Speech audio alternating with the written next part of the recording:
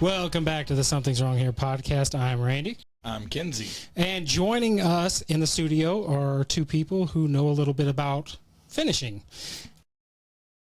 And it's not the 30 seconds that Kenzie's used to finishing. Thank you. It's races. So we're going to talk about endurance. We're going to talk about some river races. We're going to talk about some kayaking and paddling.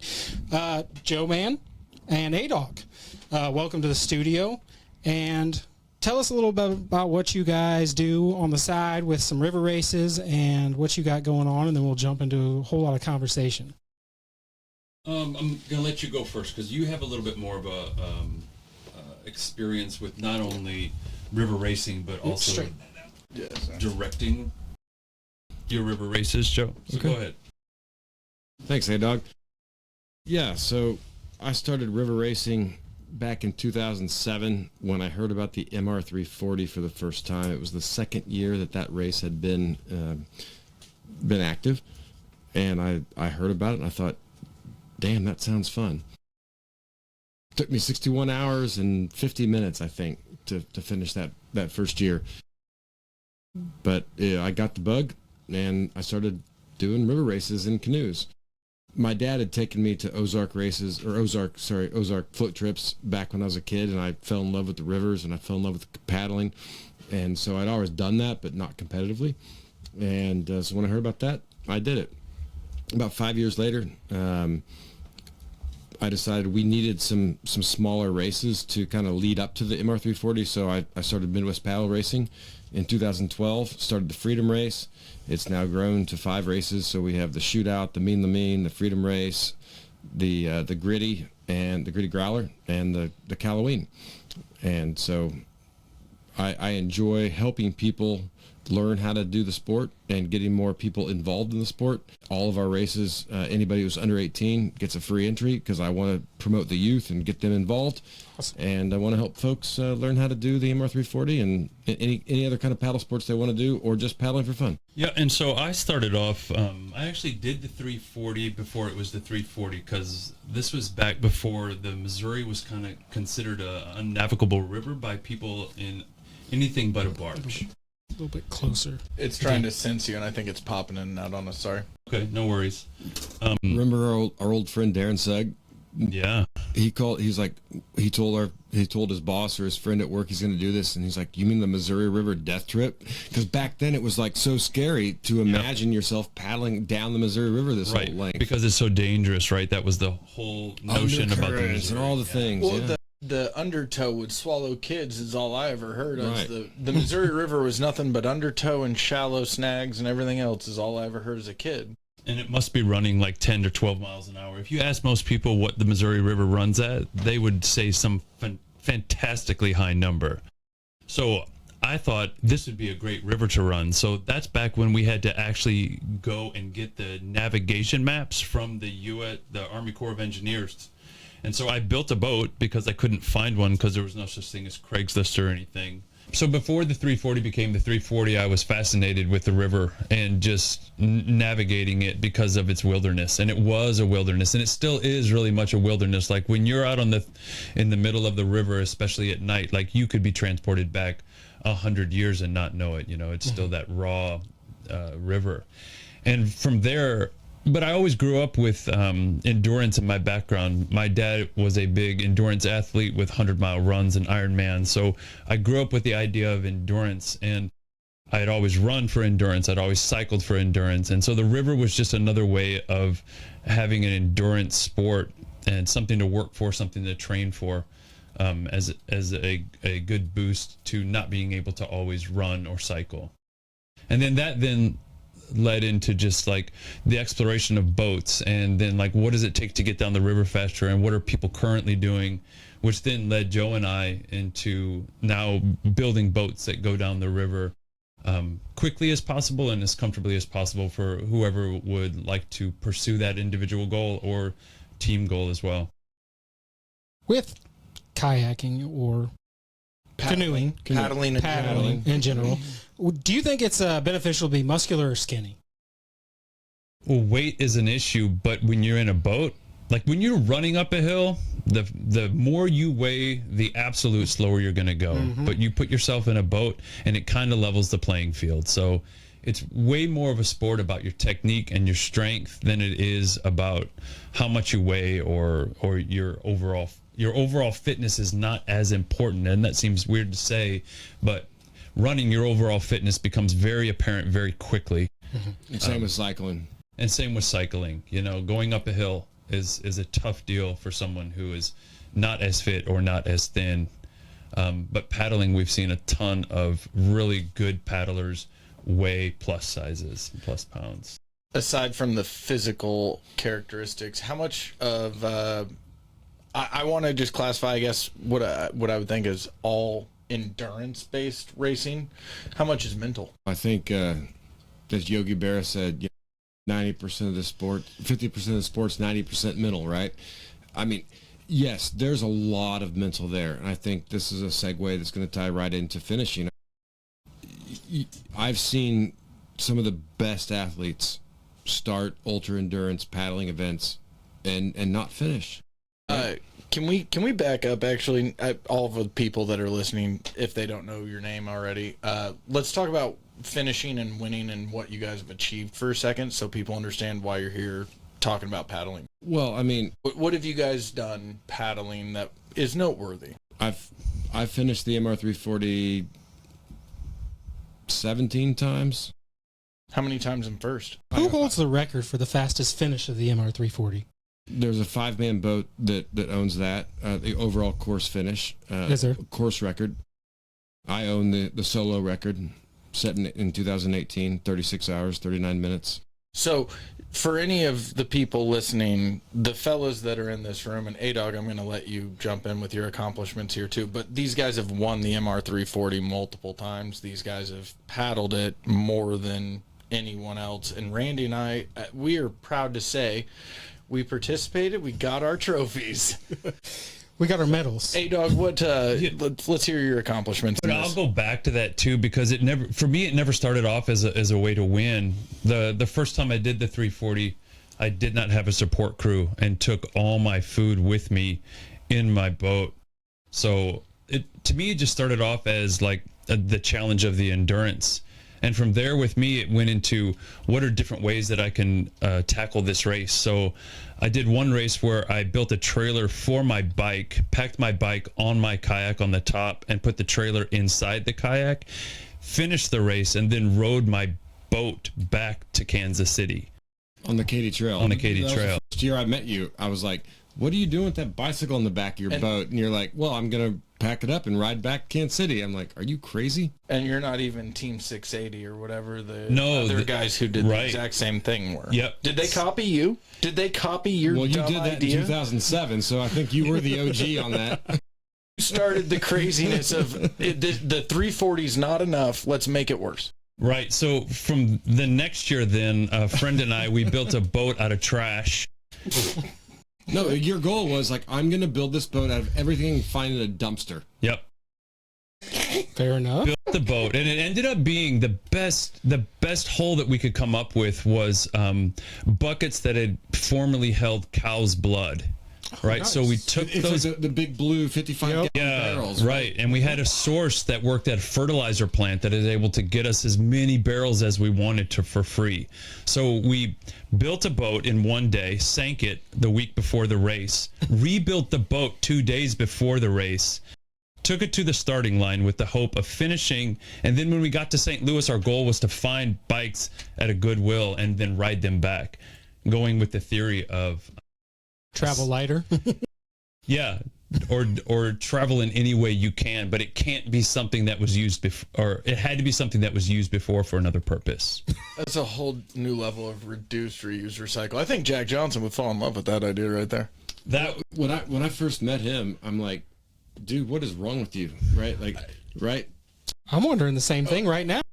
What is wrong with you? That's what this guy gave me. Yeah, That's true. what this guy gave me. right. And what did I tell you? And you can either edit it if you want. Are you guys cool with swearing on? Oh, fuck yeah. Okay. Well, yeah, I was told, go fucking do it for yourself. Because Scott Mansker was in here. I said, explain what it's like. He goes, no.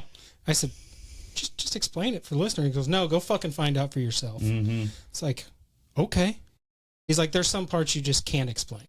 No, and I would say, like, especially the MR340, but any ultra endurance thing you do like that, whether it's, I mean, there's all kinds of things, right? Whether it's a sanctioned race or just an ultra, you're going to hike the Appalachian Trail. There is a magical, ethereal experience that you get when you push your body and you push your mind and you do something like that, that you come away with that cannot be replicated on a day-to-day basis, that you just can't, no matter what movie you see, you're inspired by, whatever. When you do that thing, and you get done with it, and you're like, damn, that was badass. You know, that was magical, right? And I still look back on those first couple of years, and it was just the people I met, the experience I had, the thoughts that came through my brain, the way it shaped me at that point in my life.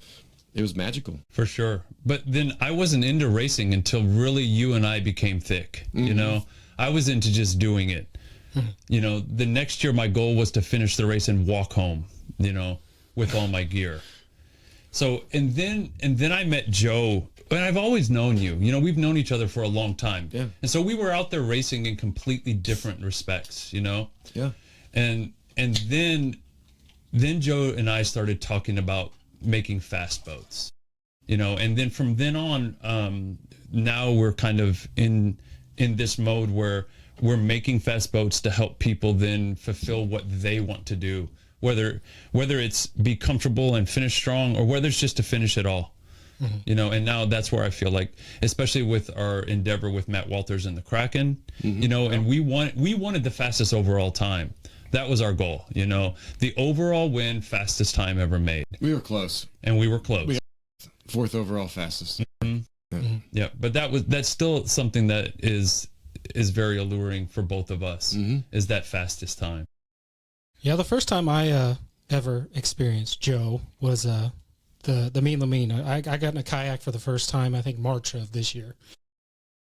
So we're going down the river. There's a huge current fighting against us, and we're about half, 3/4 of the way, and all of a sudden Joe comes back going the other way. Everybody's got their water hoses in their mouth. I'm like, son of a bitch, we're like halfway up that way, and they're already, what the fuck?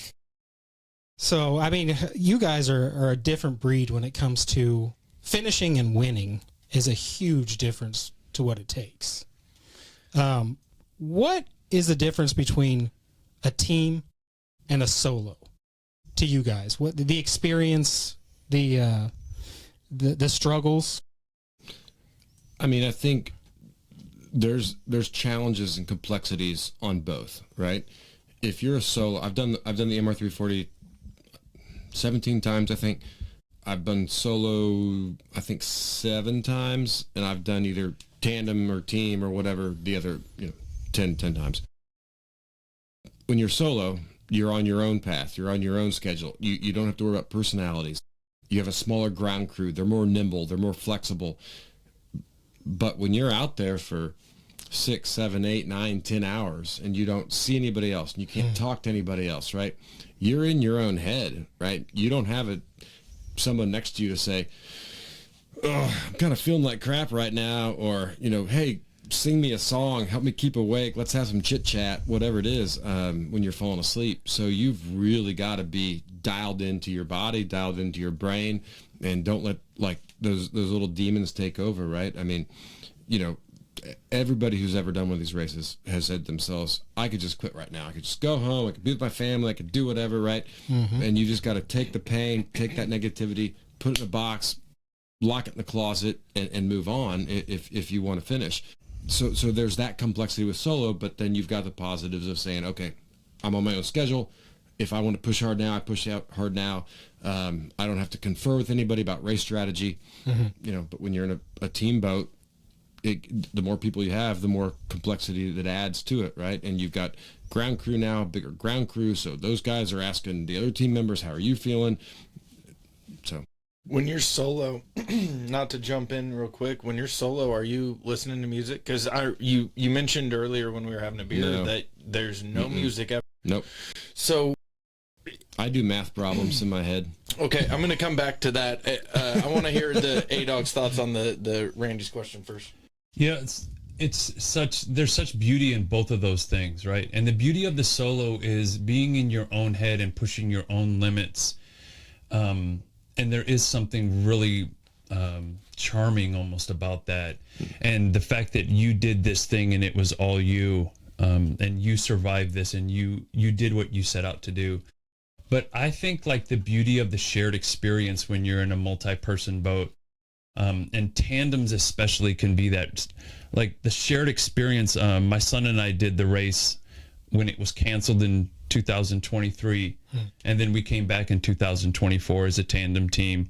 And that's the kind of thing that tandem experience and that shared experience that we'll have for our lives. But being with Joe and Matt when we did the Kraken for 3 years in a row, like it's like something you can't replicate, like that shared experience and that bond that the three of us will always have from being in the boat and having that experience. So to me, there's a beauty in both of those. Yeah, Absolutely. And I'm blessed that I did the first time with a tandem. We were faster than everybody else, but slower than the really fast. So by the time we hit about day two, we didn't see anybody for almost 10 hours until we got to Jeff City. And we actually asked, like, where is everybody? And they're like, well, they're about 3 hours ahead of you. And according to the app, everybody else is about 3 hours behind you. And it's like, it's a weird, lonely feeling out there when you're tired, you're over 24 hours in, and you don't see a damn thing. You're just out there by yourself. But it's sad. It's like you had no advice or any knowledge going in or anything. Well, not that part. Idiot. You just didn't listen to anyone who told you anything about what it would be like. But like A-Dog said, I think that's part of the charming experience, right? I mean, when you're out, whether you're by yourself or with a team member in the boat, you're transported back 100 years, and you are completely alone, and you have that experience, that effort that you're putting forward, completely alone. There's something really, really, really charming about that. There is. There's a weird piece to it almost. Mm-hmm. I mean, and you start to appreciate the things that are around you, and start taking it all in at some point. And it's I don't want to. I mean, it's at times it's kind of life changing because it's something that you didn't expect to affect you in the way it did. It's a beautiful experience. And it's almost like when you go into it now, you've done it for 15, 20 years like we have, and you're searching for that, and now you just only get moments of it sometimes, right? Yeah. Are you too well trained? Are you so versed to the race that you just every possible outcome for the most part? And I ask this in a very serious way because like I have a lot of mental questions for this. Not just what's wrong with finishing, what's wrong with winning, what's wrong with whatever we're going to title this thing as we've discussed. On that mentality and that thought process. So I'll answer your question. Yeah. And for anybody who's not an NFL fan, I apologize, but I'll put it into an analogy, right? Like I kind of feel like Aaron Rodgers, right? Okay. So Aaron Rodgers is a 41-year-old quarterback. He went through Achilles surgery 2 years ago. I mean, he's a 3-time MVP, 1-time Super Bowl winner for Green Bay Packers, right? Got traded to the Jets. That ended horribly. He got traded to the Steelers this year. And everyone's like, he's washed up, he's done, right? The Steelers are 4-1 right now, right? Now, they don't have the best team in the NFL. But he has been in that pocket for so long, right? He has been under center for so long. He knows, well, they don't have a good passing game. They don't have... He sees it all. He's like, I know what I need to do to get my team to win.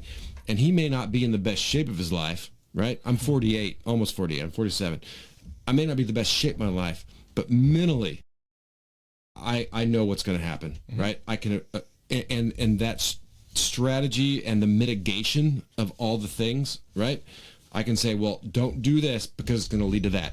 If I don't do that, it's going to lead to that. So I know how to hydrate. I know how to fuel.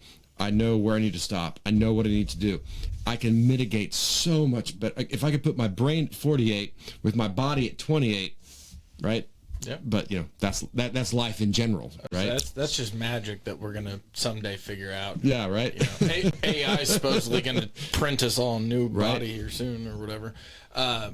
So with the mentality of do you already know all the outcomes? A-Dog, have you done this race so many times that you wouldn't have to pick up a paddle or touch water because you mentally just know the damn thing so well? You know every turn, you know where you're going to find a barge, you know everything about this thing. There's nothing left.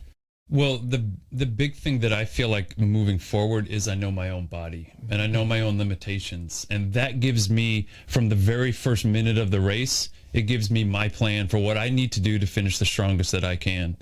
So the only way that you've got that is, but it's not just with boat racing though, too. It's like you can apply this with so many other things in life, like building a house or running a marathon. And the more times you do that, the more you get to know your own body and you know your capabilities, both mentally and physically. Mm-hmm. So I feel like if I had to go into the race this year completely untrained, I would still be okay because I know the limitations of my body. Yeah.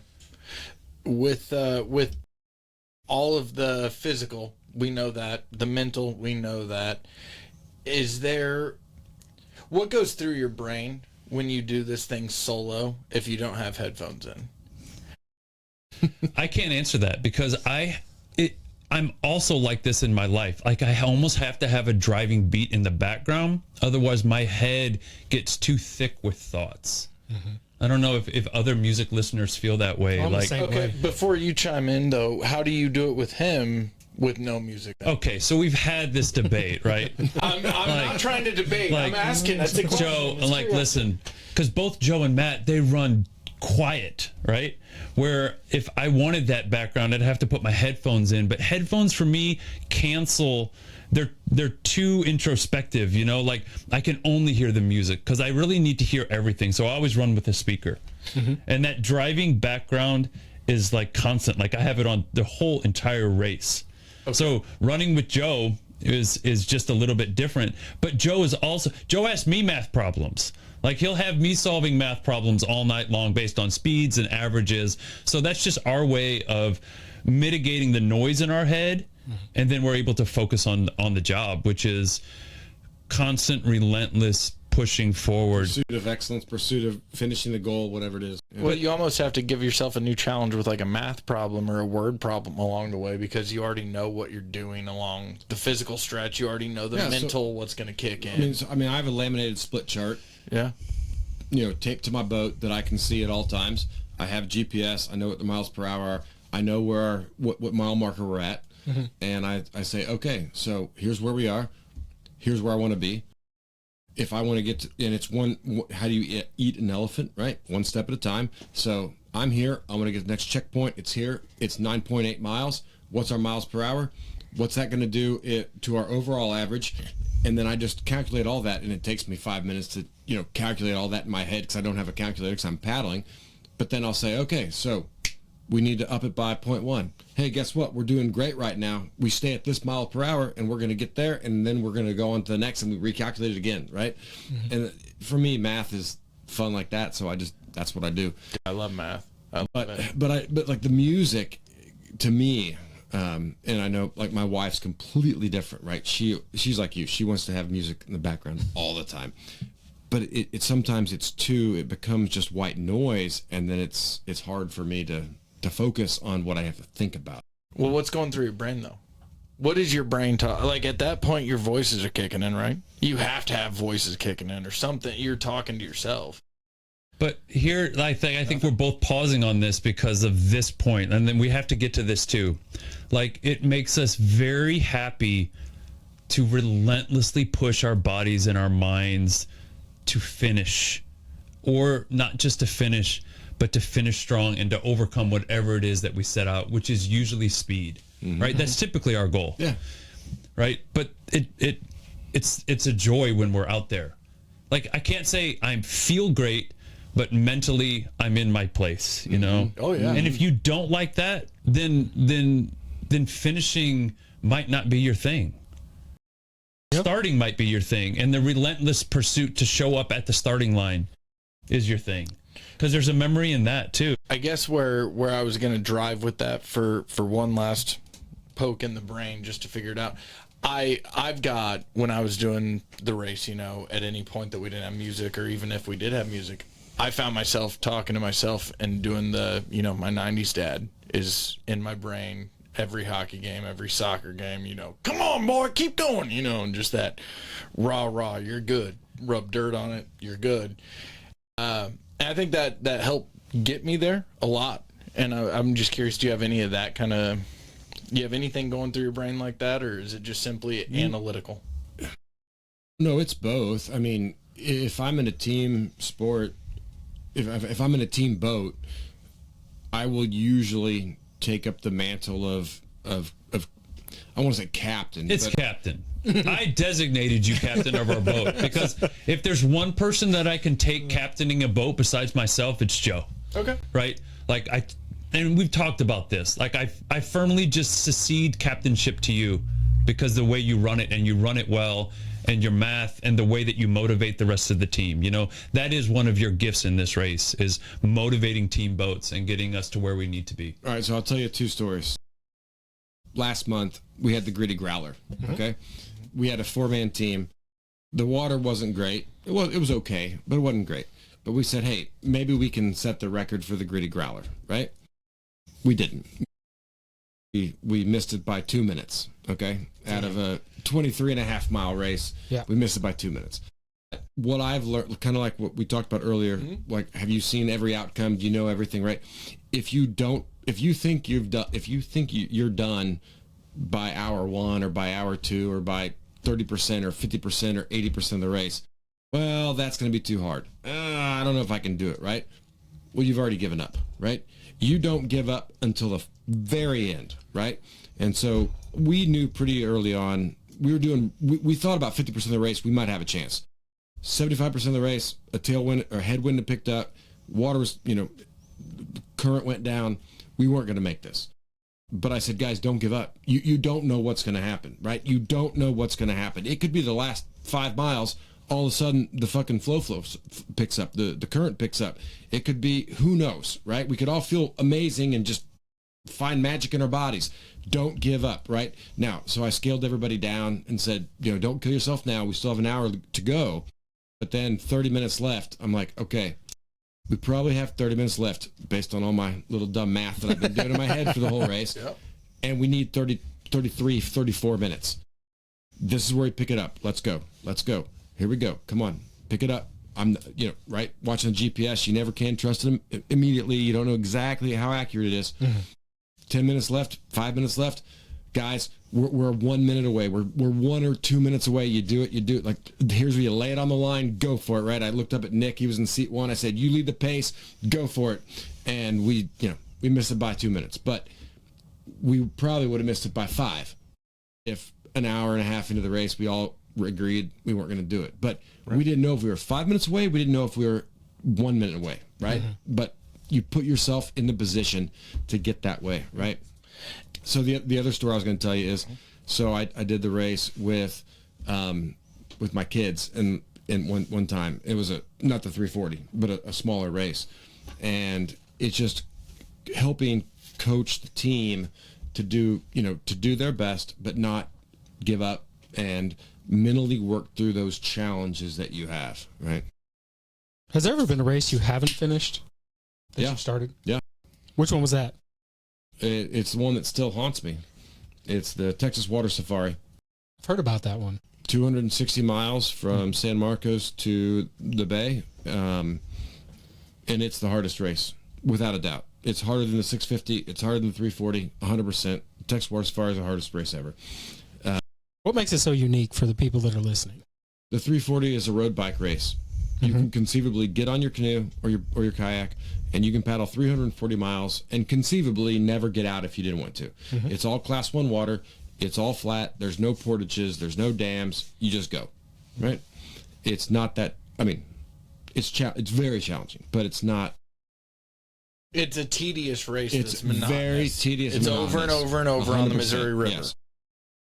The Texas Water Safari, you're running down creeks, whirlpools, last two rapids, sometimes you've probably the first 60, 70 miles, you've got about 9 or 10 portages that you've got to scale your boat over, like 12, 15-foot drops. I think the finish rate of the 340 is probably 85, 95% ish, right?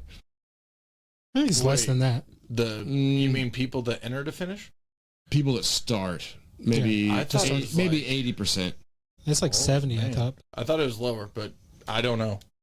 I honestly, if you asked me to pick, I would pick between 60 and 70%. It might be, but I don't know the number. I think there was 500 and some people, 350 boats, and I think 270 finished. I know This year. the safety presentation. So 270, 350. You're the math guy, so Yeah, right. Yeah, so that's about 78%. so almost 80%. I would say the safety presentation in 2017 stuck out to me, and that was 65%. That was the previous year in 2016. But again, the years for the MR340 finishers is so drastic based off of. There's a lot of variables, but Right. exactly. But where I'm going is the Safari. Let's put it this way: MR340 less than, and I will take this to the bank, less than 1% is because of mechanical boat failure. Correct. Right. Yeah. Anybody who doesn't finish is because of physical or mental. Right. Yeah. On the Texas Water Safari, there's easily 10 to 15% that don't finish because their boat breaks because of mechanical failure, right? Yeah. It's a mountain bike race versus a road bike race. Yeah. Yeah. Oh, that's a perfect analogy. Okay. And that was one of the questions that my tandem partner wanted me to ask you, is like, how do you even keep your boat upright in a race like that? Can we backtrack real quick? Yeah. I want to get A-Dog's thoughts on hardest race, or et cetera. Like, what are your thoughts on what Joe just said? I haven't done the safari. No, but the death ride. Yeah, so my background is in other endurance sports, running endurance sports, cycling endurance sports, and those are all hard. But I'm gonna go ahead and put the 340 as the toughest mental game that I've done. Physically, it's running, because when your body shuts down in a run, then you have no options, right? But you can continue to move on water if it's running, and even if you're putting your paddle in the water. So for me, the 340 is the toughest race that I do. The toughest one I've ever done. And that includes like Ironman, that includes 100Ks, and that includes the Death Ride too, which is it's not called the Death Ride anymore. It's been changed several times. It's a race in Kansas that basically started off with no maps, no GPS. You have to get from here to there, go ahead and go. Yeah. Right. And those are all tough, but the 340 to me, it's the mental game of it. Would that be classified as an adventure race? It was an adventure race because it was only one sport. I think adventure race technically has to be a multi-sport. I truly don't know. My brother tried one and got humbled in it, and he found out the fun way that those are not for the faint of heart. I've been intrigued by it, and that prompts another question. But I want to hear Randy's next up. Well, I was just going to ask you, since you're talking about the endurance and everything, at a certain point, your body starts to give out, starts to get sore, and you find your second wind, but you're pretty much running on your brain at that point. What do you think keeps you going? Is it adrenaline? Is it just mantras? What keeps you going at that point? But there's the difference, and I think that's what we should explore a little bit. Like, nothing makes us happier in those moments.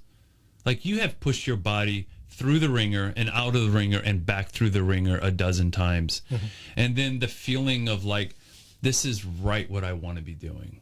And all this pain is welcome. And that is a joy. And if you're doing endurance racing, or if you're doing things that people think are hard and are hard, then if you're finishing them and you continue to do them, then there's a piece of you a piece of you craves that, right? So it's type 2 fun.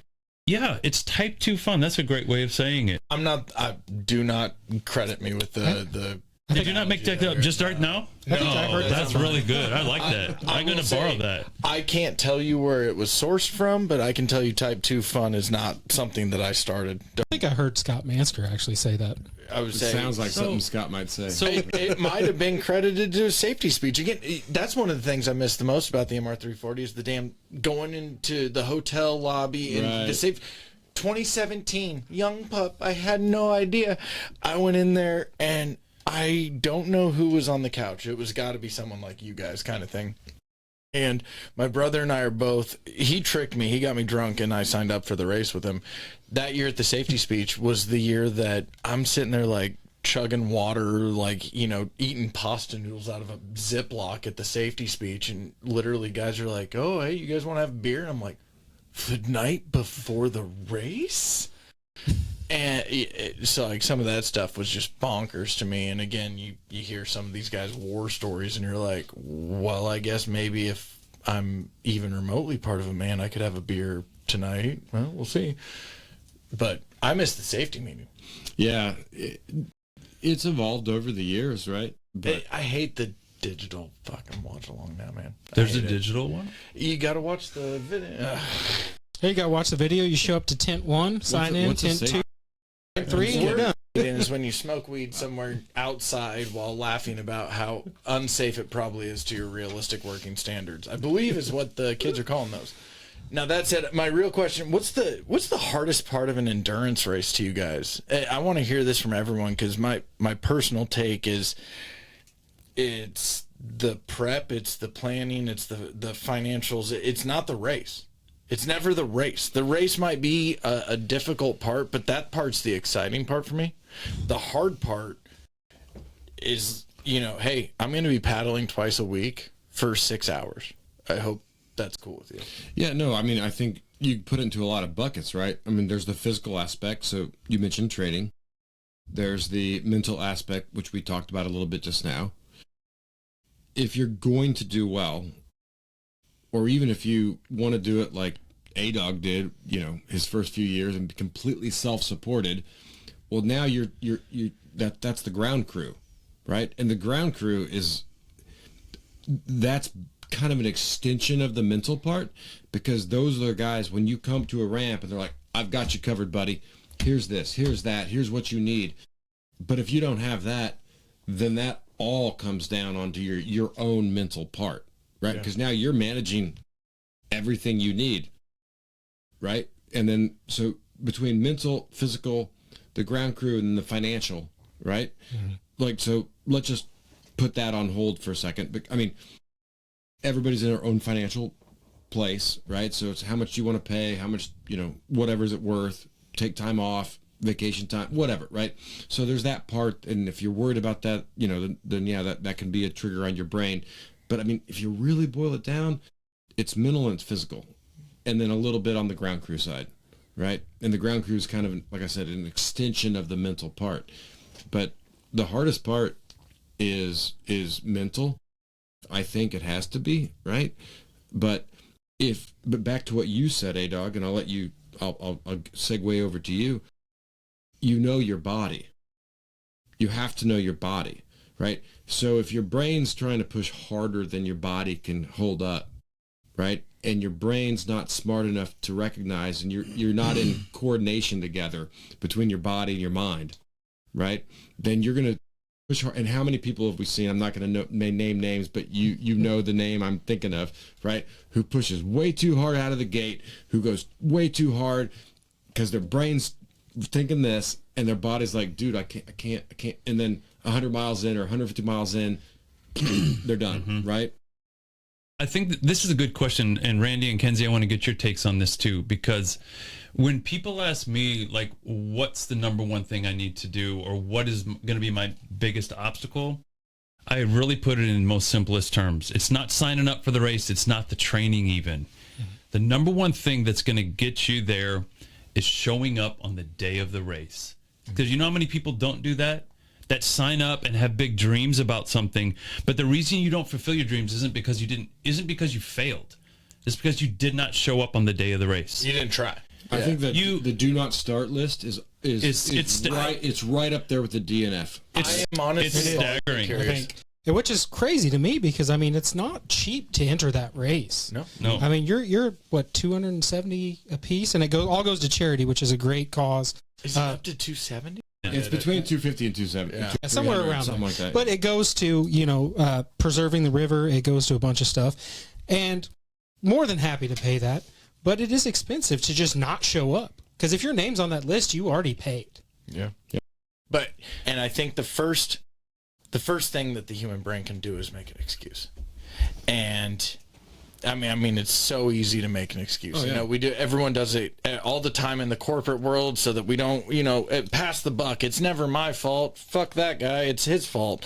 And that just gets circled and jerkled around over and over again. The hardest part of the race for me is, there's a lot to it, but I guess that mental side.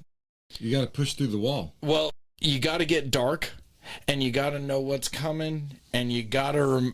What I like to do is that one bite at an elephant. I like to, if I'm having what am I doing here? One bite at a time, one check at a time, and so I know how to swim.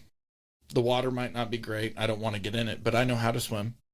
I'm in a boat. We're paddling. The better that I do and the faster that I go, the easier and quicker that I get out of it. So I'm sitting there calling myself the worst fucking words in the book, man. I'm calling myself a fucking pussy. I'm sitting here going, come on, Nancy, pull up your skirt and paddle harder. All those terrible insults in the brain.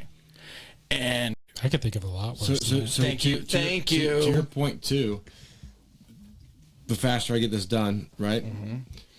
One of the first best quotes I ever heard you say, A-Dog, you were interviewed on that documentary they did, like the second or third year they did the race, and you were interviewed at I don't know where it was, probably like Lexington or Miami or something, right?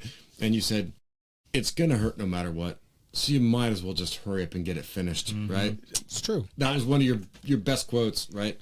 I don't know about you guys. I got hard boomer uncles and dad. You know what I mean? Like, these guys lopped off fingers with table saws. These guys they've done shit in their lives. They grew up throwing things at cornfields and each other, and they did stuff. That race, I just channel all of that, put it right up in here, and just keep going. And I want to hear Randy's take too on that. But the hardest part of the race for me is, again, not the race. That's the exciting part. I smile when I'm sitting there looking at a blister going, you don't need tape yet, you Nancy. And I try to convey all these things to Randy, these intangibles, in my opinion. Well, the hardest thing for me was the easiest thing. And I know it doesn't make sense, but the race was one of the hardest things I've ever done. But it was also one of the easiest things I've ever done, because when it started to get tough, all I had to do was put my head down and paddle. That's all you have to do. Exactly. You don't have to think. You don't have to really worry about things. You got to worry about some rocks, some logs. That's it. I don't have to make the decisions I do in everyday life. I don't have to pay bills. I don't have to worry about people's lives at work. I don't have to do anything else. It's just me, and I did it tandem, so my partner. But when times got tough, all I had to do was paddle. That's it. That's all you have to do. What was the hardest part? Paddling. So that was the easiest part. It was the hardest part and the easiest part at the same time. That's a good point, A-Dog. So we've been talking about the middle part, but is the hard part the middle part of shifting it to the physical, right? Shifting that brain to say it's physical, and now it's only physical and it's not mental anymore. Because it is, I think we've done that. We've been able to do that. It's not hard for us mentally anymore. Mm-hmm. At the beginning it was. Mm-hmm. And then once you've done it so many times, now you can just, it's over here on your body. Right, but it's that, Randy, going back to what you said, is you get freed from every single worry that you have. Absolutely. Right? It's a zen. Whatever you're thinking about in the world is not thought about. Mm-mm.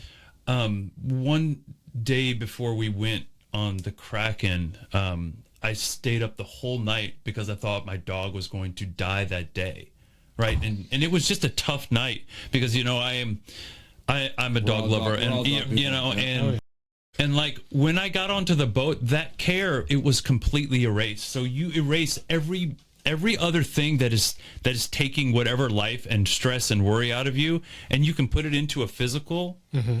And that to me is again going back to the letting loose and that joy and letting your body and your brain experience the physicalness of that sport or whatever it is that you're undertaking, right? You can get lost in your hobby, you can get lost in your racing, or you can get lost in something that's your passion. Kenzie, you talked about your passions and this podcast and the brewery. And like those are easy things to kind of dump your mental, because that's what you find pleasure in. It makes you happy to lose yourself in that. But how often can you do that for right. for 50 hours in straight? 100% dedication of your mental and physical to this thing that if you don't or do complete it, it's not a life or death, but in the moment, it's the most important thing there is.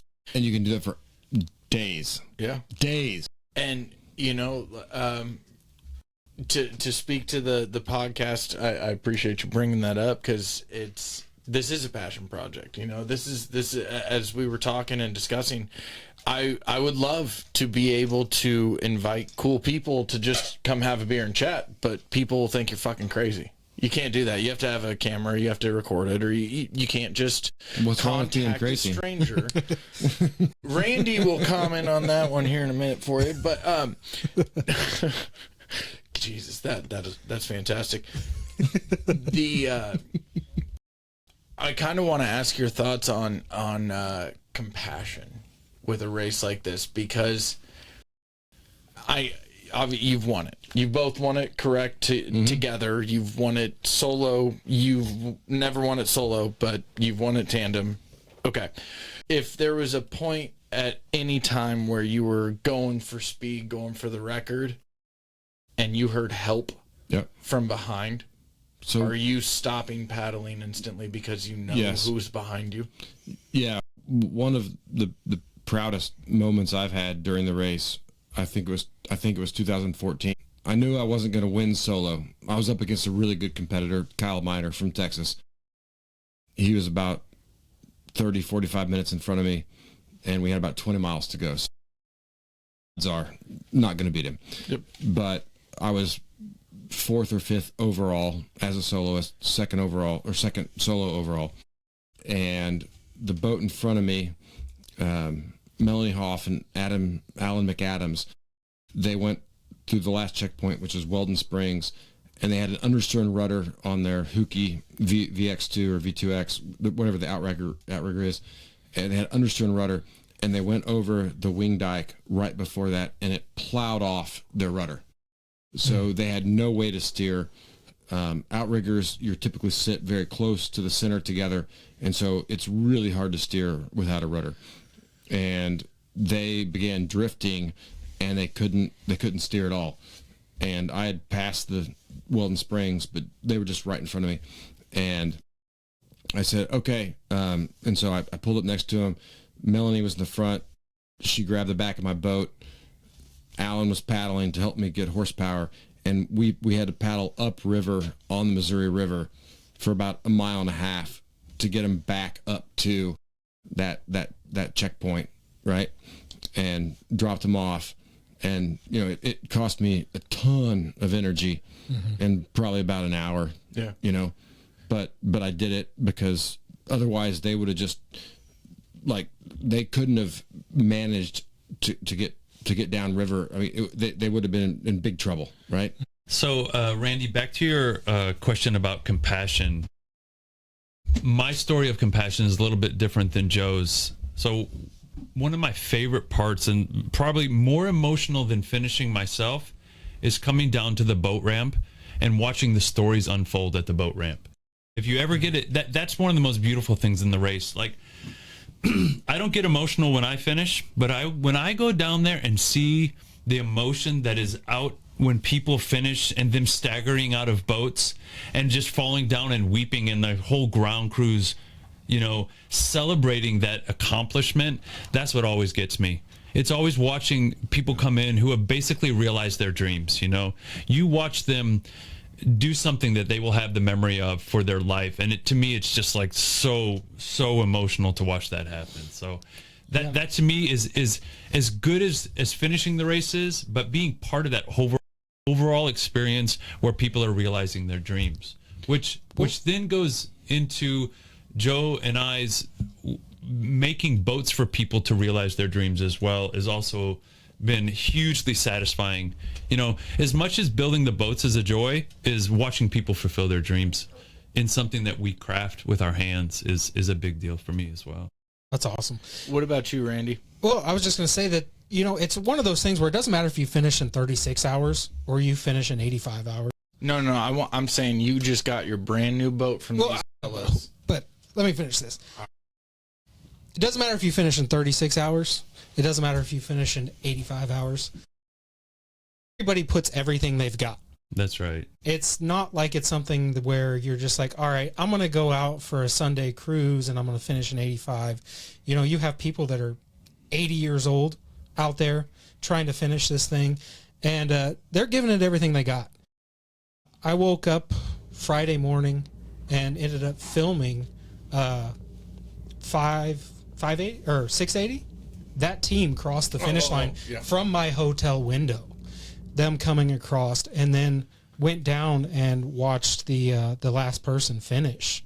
And just watching that last person finish, it doesn't matter if I saw a bunch of people finish when I finished the day before, and just the excitement everybody still had the next day for that final finisher. It's pretty cool, the community that's around. For sure. It is. Yeah. I know I mentioned that 2017 safety meeting, and I've only finished the race twice. So 2017, 2021. 2021, my brother and I got back in the boat because COVID allowed us to do something cool and get out and do it, right? So 2017, though, that was when I realized that the MR340 was a little bit more impactful to me. They told you, they have the same safety meeting a lot of times, obviously, and it's, you're the first line of defense. Well, we everyone we paddled past, hey, how are you guys? You guys doing all right? And there's that sense of community, because none of us are doing what you guys are trying to do. We're not out there to win. And the first night, we run into a soldier. He just gotten back from a different country that day, technically, and had been signed up by his buddy to do this race. He had no idea what he was doing. He never sat in the kayak before. We paddle up to him. We ask, are you all good? No. Well, all right, let's figure this out. So we start figuring out how to help him. Let's figure out where we're going to the next ground point or checkpoint. And he ended up saving our lives. My brother and I we were in a t-shirt and shorts under a tarp in 2017 on the record low night of whatever 47 degrees it got to. And both him and I are just shivering, teeth chattering, kind of shivering. And I looked at him and said, we got to get back on the river. That's how we found this guy. Fast forward, next day, Jason's now with us. We're this ragtag mutt crew of we're going for our participation trophies. We find Ben. Who's Ben? Well, he's a guy who I signed up for this thing. I is whatever. He's on a Hobie. He's on the pedal. And, of course, half the people that we see are like, oh, it's got to be so much easier. You're using your legs. And it's like, anything you use for 340 miles on a 2.5 to 3 mile an hour. Yeah, if your arms don't hurt, your legs are killing you. Which do you prefer? So there was a laugh, but we ended up picking up a ragtag crew, and that was the year that Ben was up against a guy that was it was like ladders connected to barrels and a lawn chair, and a bike chain. And so Ben ended up winning the pedal division that year for men's with us at 74 hours. And Jason, finished it up, but he had just landed from another country that day. And didn't you say that he had one sandwich for the whole trip? He had a sandwich and a Gatorade. His buddy signed him up for this. He literally landed from Colombia, if I remember correctly. And we're friends on Facebook. You make lifelong friends from this kind of thing, right? And we hung out. We did some bonfire and stuff. We've kind of we don't hang out all the time now or anything like that at all. But I could easily message him on Facebook and be like, hey, man, he's going to remember who I am. Be like, hey, we got a bonfire. You should come out. And it's just that ragtag crew of that emotion where my brother and I went into the race and we were we gave ourselves 10% odds to finish. Is that low confidence, or is that a 13-foot rudderless boat that's overloaded? That was a combo feature. Is that then we pick up another guy who, we don't have a ground crew. He has a ground crew who's another military buddy who ends up knowing how to cook for 3 instead of 1. Fantastic. It saved our biscuits many a time. Yeah, those first couple of years I did it, before I started getting real competitive. I mean, yeah, you're paddling with folks that, you meet them, and now you're having that shared experience like we talked about. I mean, that's where I met you that first year in 2007. Yep. And we were at Cooper's Landing, and we paddled together for quite a bit until we got there. I guess where I was trying to summarize this, and you gave me a second to think about it, compassion actually got me through the first year. I don't think we would have made it without that compassion, because we didn't have a ground crew. We were fucking inadequately prepared. I mean, we had like 6 sandwiches each, man.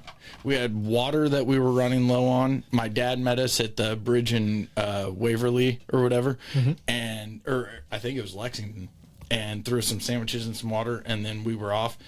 And by the time that we were freezing, we're under a tarp. We leave, and it's like, all right, we're out of here. We're going to Miami.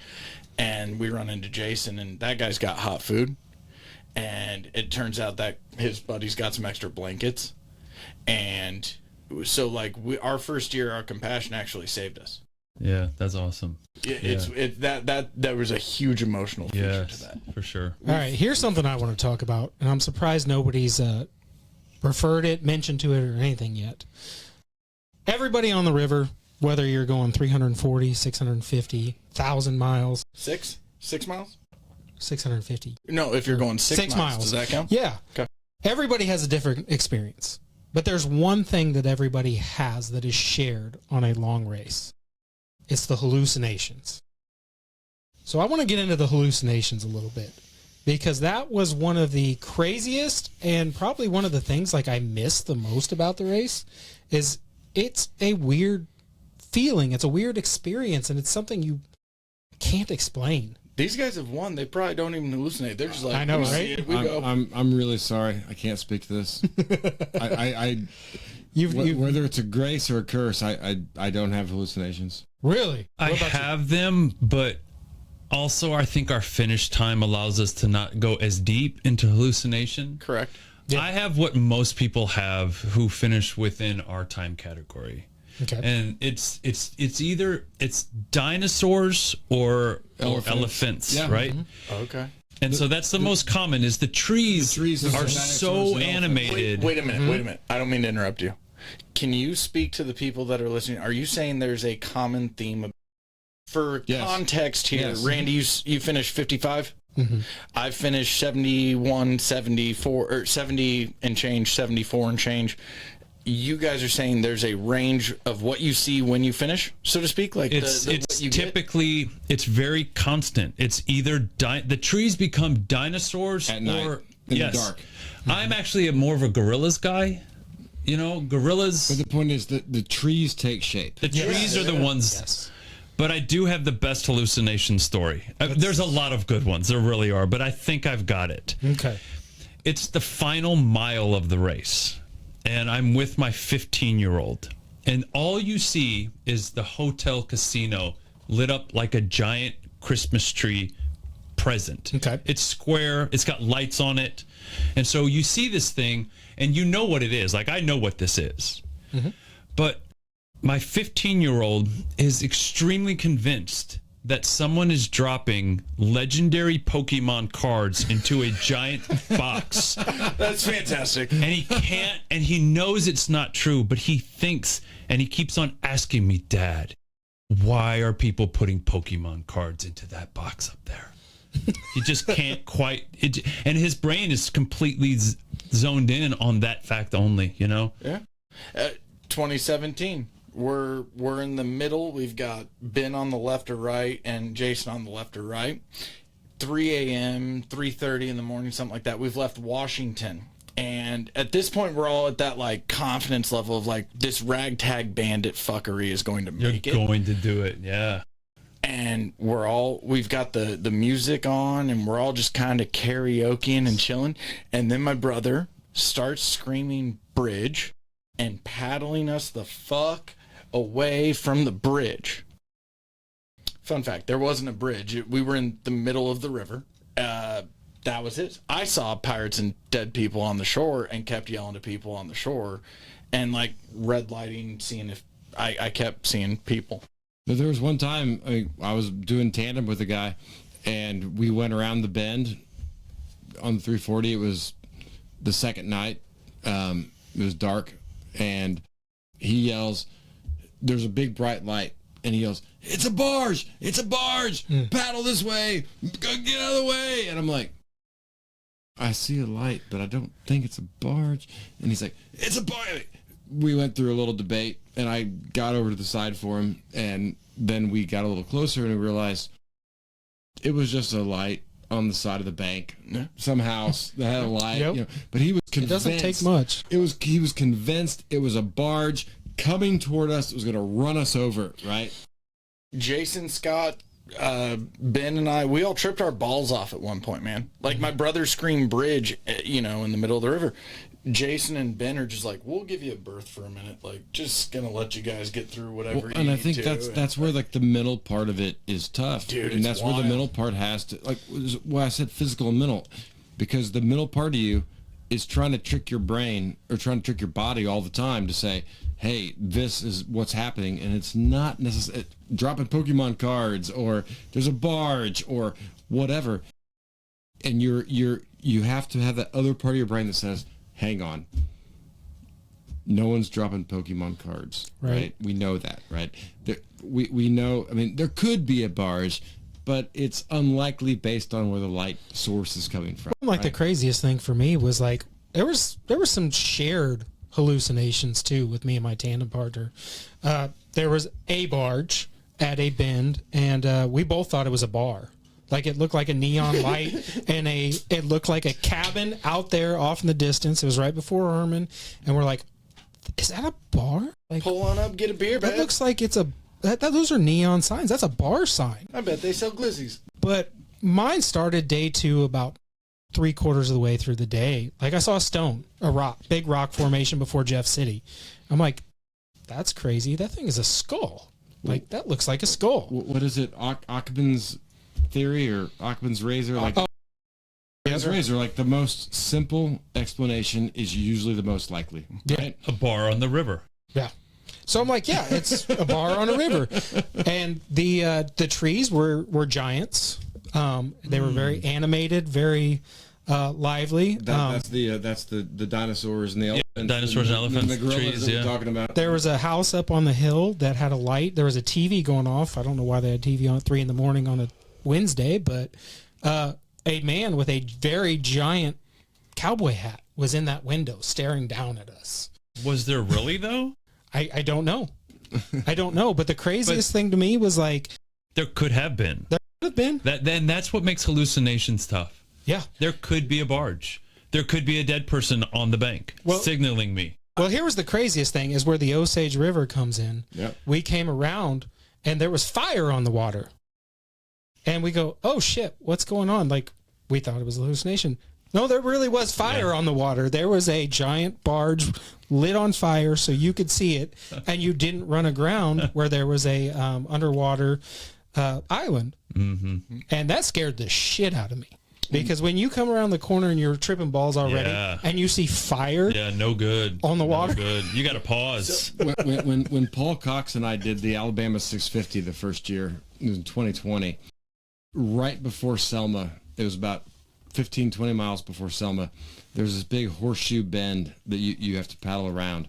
And we didn't know what it was until after the race. We had to look it up, like, what was that thing? Mm-hmm. We were going around this horseshoe bend, and it was extremely foggy. And for anybody who has not been on a river when it's been extremely foggy, like, this was like so foggy, I could barely see Paul. It's and he was scary like as fuck. 12 feet in front of me. I have a in the picture boat, of it, right? which I will throw in. It's scary as fuck, and I go way slower than you. And it looks like it feels like you're paddling up a milk saucer, right? Like, you have no perspective. You have no sense of Nope. reality. But as we're going around this horseshoe bend, there was like this red glow and this noise. It was like we were paddling around the horseshoe of Mount Doom, okay, from Lord of the Rings, right? And it was like, what is going on up there? We were kind of like you said, tripping balls. Oh, yeah. It was like our third or fourth night. We'd only had like, a few hours sleep in like 2 days, 3 days. Yeah. And it was so crazy scary. And what we realized after we looked it up was there's an industrial like plant that is, mining plant or something. And, but it was like this red glow coming up with this like milk saucer fog. I mean, that was like, we were so mentally screwed. All right, so you guys. Well, hold on. I want to touch on this. Damn. 3 a.m. I said it while on a break. Do it. Cross the Herman Bridge. You're about eight hours out, probably from finishing. I would say. Not these guys. At best 8 hours. Yeah. Say not these guys. They're a different breed. Yeah. So, get about 3/4 down the river, and this wall of fog comes in. Zero visibility. There is You're talking about Washington. I know exactly what you're talking about. This is at Herman, right at the No, bridge. No, but when you get past Washington, it looks like you're going to fall off the cliff. That too. So Herman, it's fog comes in. There's like this flashing billboard off to the side of the river in the city, and it's lighting up the fog. This purple flashing light, and both of me and my partner we were convinced we were going to go off a waterfall right there. And then we're like, we've never floated this part of the river. We've never paddled it. We don't know where we're at. Is there a waterfall? Flat Earth weirdos. Yeah, right. So we ended up paddling about 3/4 of a mile back up river and stopped for about 4 hours. Just we gave up a lot of position, a lot of time. Do we regret it? We've both talked about it. No, we had no idea where we were. We were tripping balls. Yeah. And everything was so real in that moment, even though it's hard to convince your brain that it's not. Like finishing the race, I was convinced that there was some sort of art program that trimmed the trees the last like hour of that. Well, that's where you just have to like one part of your brain has to tell the other part of your brain.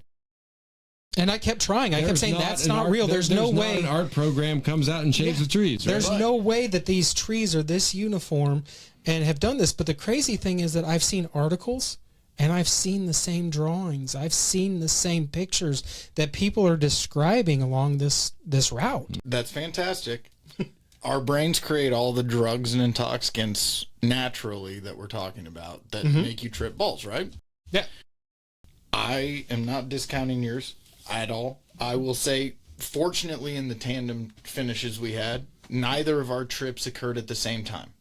Because, I mean, I was holding my paddle out of the water about to hit my brother.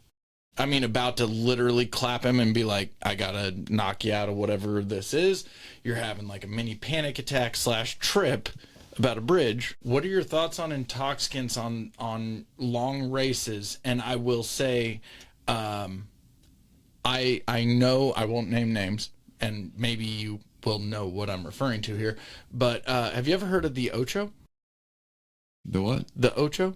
The ESPN? No, it's 8 different intoxicants that are on board a boat that do long races occasionally. Oh. And maybe we should name, because we have an 8-person boat next year that's going to try to break the record, and it's called the Ocho. No shit. So maybe I should make a different name for the boat. Each one of you get a different We'll intoxicant. talk about this off microphone. No, but I've never heard that. You've never heard that? Okay. Never heard that before. So Tylenol, ibuprofen. No.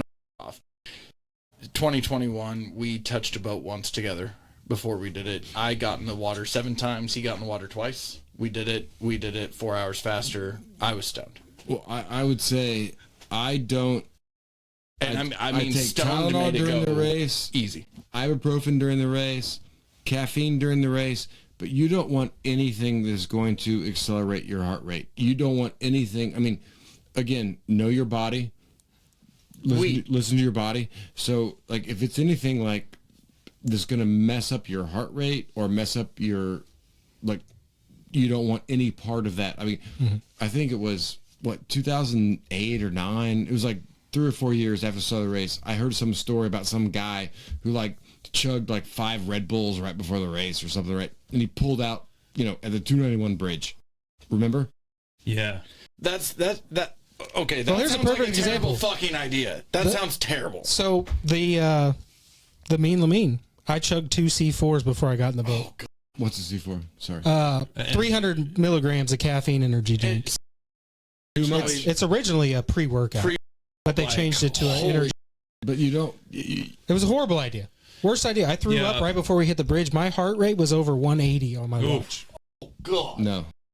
I did one time. I drank a 5-hour energy drink, one of those small ones, and my heart rate jackhammered beyond belief. And this was just like in a smaller race. I don't ever take those things. And that was the last time someone had talked me into it. Like, this is a good idea. We took them, but we would do about a quarter at a time. Okay. Well, actually, there was one time during the safari. I had the very good fortune of doing the Texas Water Safari in 2022 and 2023 with John Boogie. John Boogie is, I think this year will be his 49th consecutive year that he's ever done the race. Oh, God. That's a big That's deal. a beast. When I 49 consecutive, though. when I did it with him in 2022 and 3, it was 46 and 47. So 24 would be, or 23 would be 40. Yeah, so I think this is either 50 or 49. And he's amazing. I learned more from him. I learned so much from him. And I remember one time we were paddling. It was during the 2022 or 2023. Sorry, we passed a boat and they were pulled over. And I'm like, they're out there smoking a joint. Like they pulled over to smoke a joint. I smelled it. I'm like, and they finished better than we did. I mean, we passed them, but then they got back in and passed us. I mean, I'm like, how do you guys do that? Like, I couldn't. I couldn't even pick up a broom to sweep up a dustpan if I did that.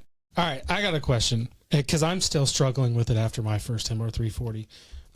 Do you guys have any permanent damage to your body or long-term damage after a race? Me personally, I can't feel my 3 toes on the outside where they were pushing against the pedals. It's common. I think you in the water safari is probably the most. That same year I did it. I just described the guys on the side smoking pot. That year, I sat in the seat wrong, whatever, and it pinched a nerve, my sciatica. I have not been able to run since then, and I used to run a lot. My left leg, I have permanent foot drop now on my left leg. So Are these chairs the worst for you? Oh, I'm fine with the chairs, Okay. but if I go try to run, We argued way back in the day like- about low top or high top. So I was curious. I get like 3/4 of a mile into a run, and my foot just starts going crazy. So that was my biggest permanent damage. But it didn't happen until 15 years after I started doing this. Well, that's another thing too. Is like these It was bigger the wrong races. seat. I'm not sure about because I haven't ran the bigger ones. But like the 340, you are paying to be there. You're not getting paid. You're doing this damage to your body, and paying a good hefty sum. I don't think you're gonna damage like your wrists or your hands. Oh no, I don't think or like the damage to my feet are permanent. They just feel like they're asleep at all 90% of the time. But I think it's your seat. Could be. I'm also very big on recirculating blood flow in my body. So every hour on the hour, I will put my paddle down, no matter where I'm at in the race, no matter what's going on in the 340. I will lift myself up out of the boat So I'm just extremely cognizant of that. So I'm Know your body. knowing my body and what it needs. So that's a scheduled thing for me is preventing those types of things. Just because I do hear, especially numb toes. That's the most common. It's happened to me several times, but or numb fingertips. Numb fingertips. Yeah. Yeah. But it's never happened to me like this has. Yeah.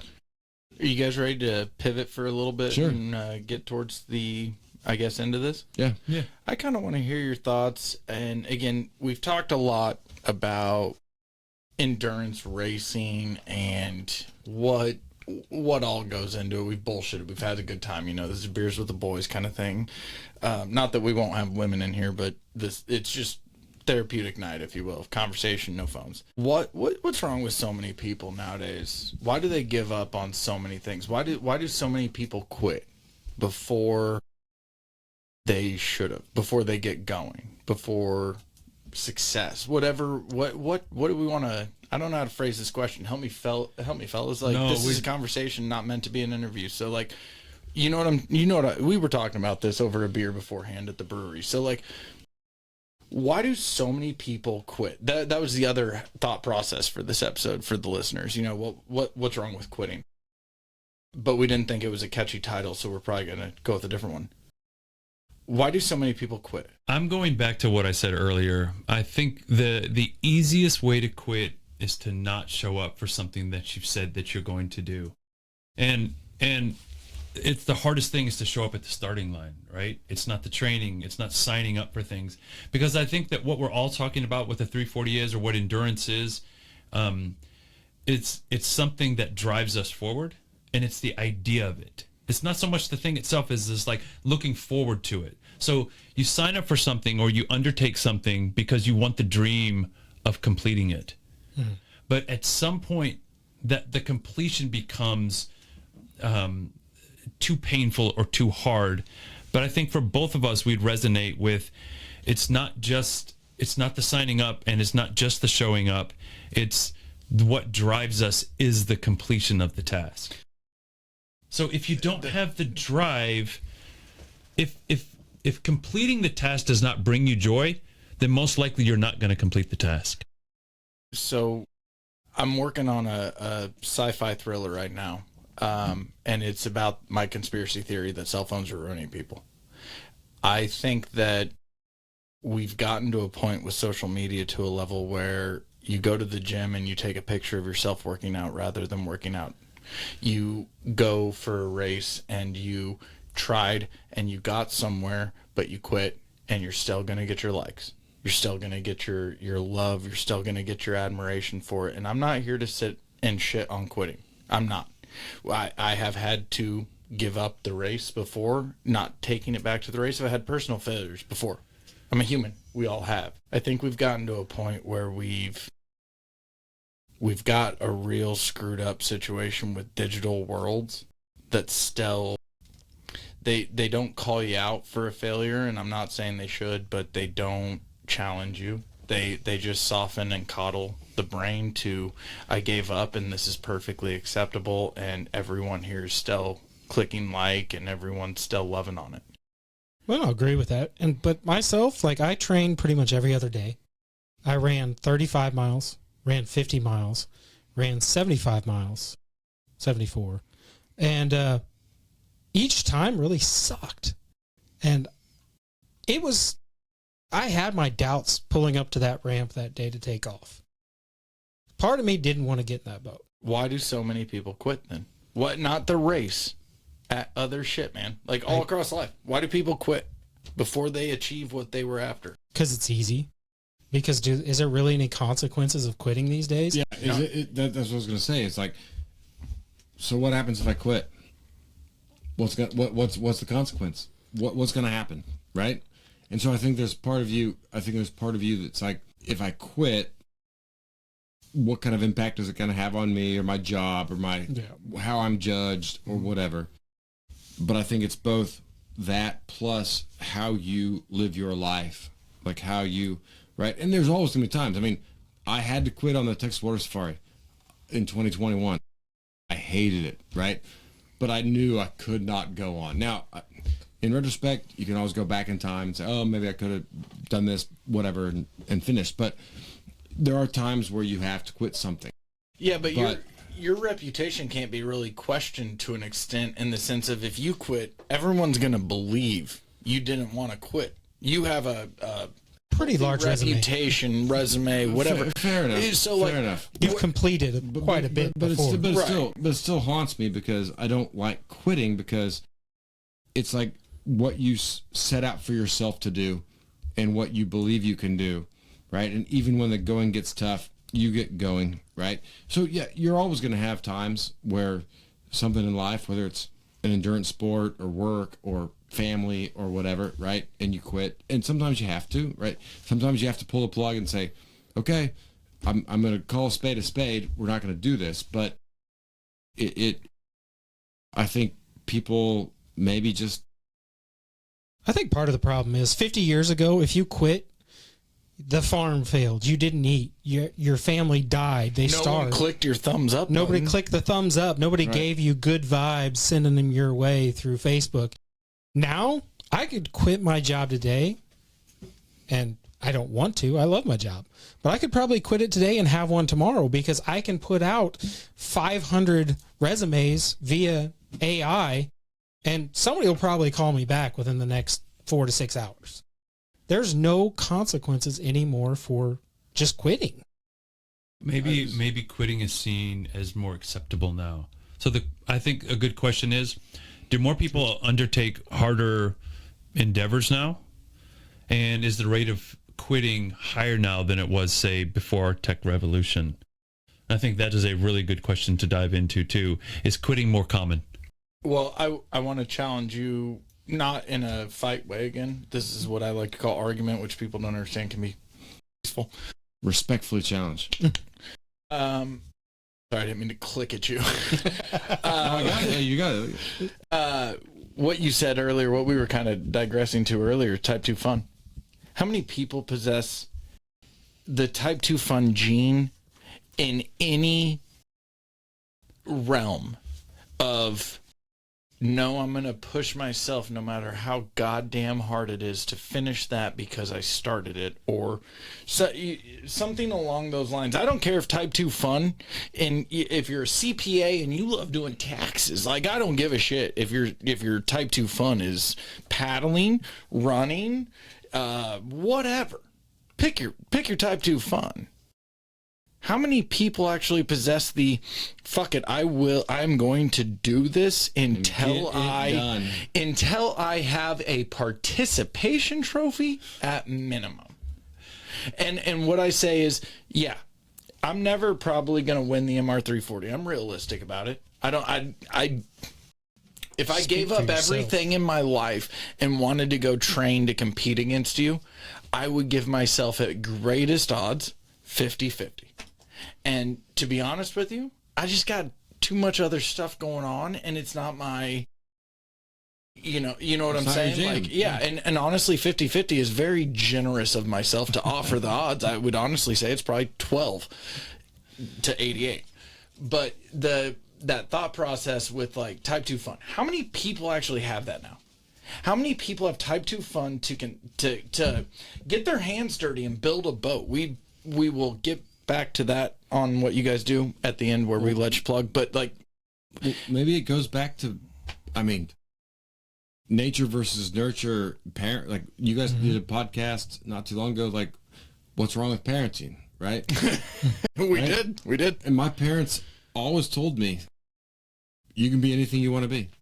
Like, you can do anything you want to do, right? You set your mind to it, you can do it. I think there is a genetic component. And I approach that with whatever I do, right? If I put my mind to it, I can do it. Now, not everything, right? The new commercial with Peyton Manning, right? Yeah. Like they also, probably not a quarterback. Not, very neat still set, right? Like, right? But I support you, right? right? But like, if you put your mind to it, right? Maybe not everything. All right, so for Randy's mom, our one listener, when great ground crew, by the way. Thanks, Mom. When you say you could do anything and put your mind to it, was it your mom or your dad telling you that if you tried really hard, you could paddle and win races that won you $0 and cost more to enter than your prize would ever? No, they never said that. They never clarified that. That was all in your head. Yes. Okay. No, they were just like, if you want to do this, do that. If you want to do that, do this. Right now. But they also were pretty hands off. Like, we weren't, like, we grew up pretty poor. I mean, not poor, but like food was on the table, but you didn't go to Disney World. But like, I got hand-me-down clothes, all that kind of stuff, right? No big vacations. Never went to Disney World, all that stuff, right?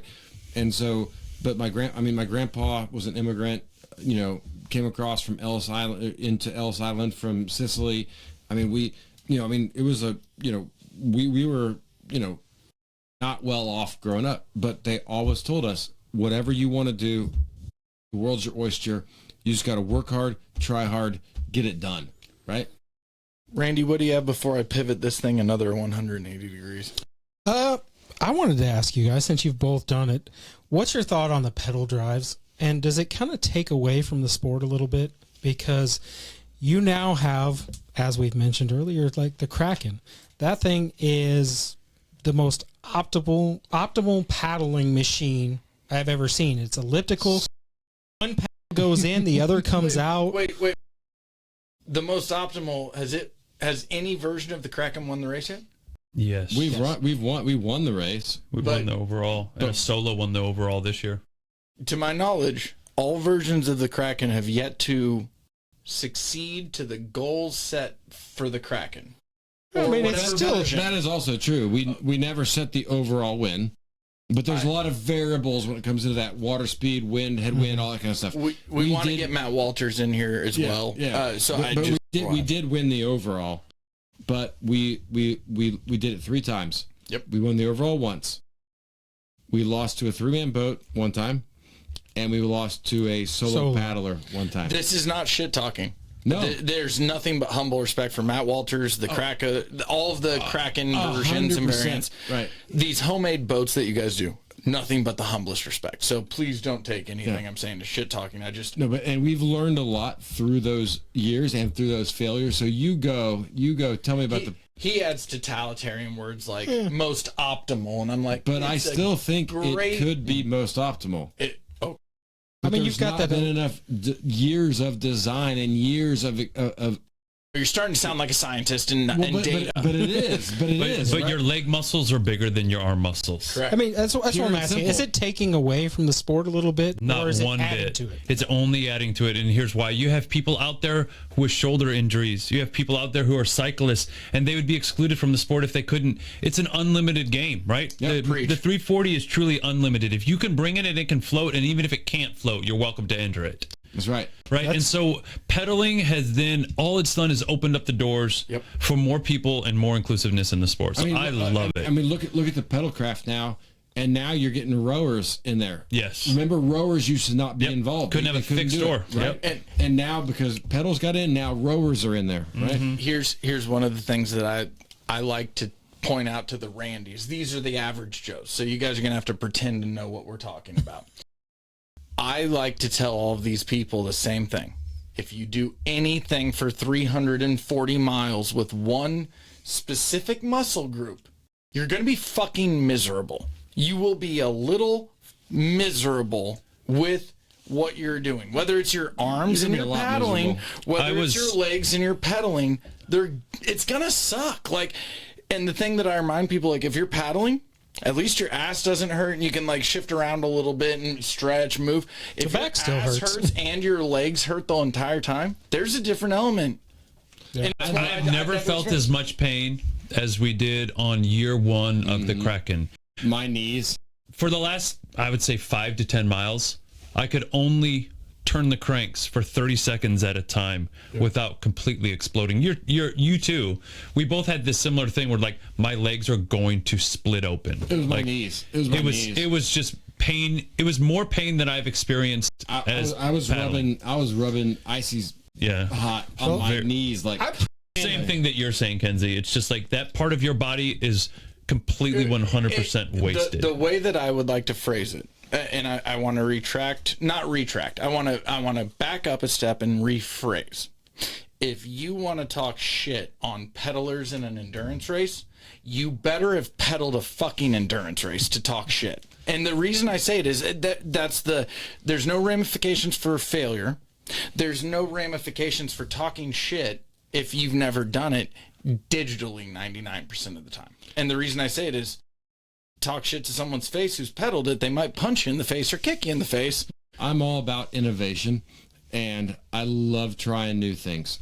And I think, could there be a world where I've got a boat that I could just put my paddle down for a second and push a button, and now I have the most optimal pedal drive system, right? If I could just push a button and all of a sudden the drive tower pops up and the pedals come out and I'm doing this and I push a button and it folds up like a Batman car and then I'm getting my paddle back out.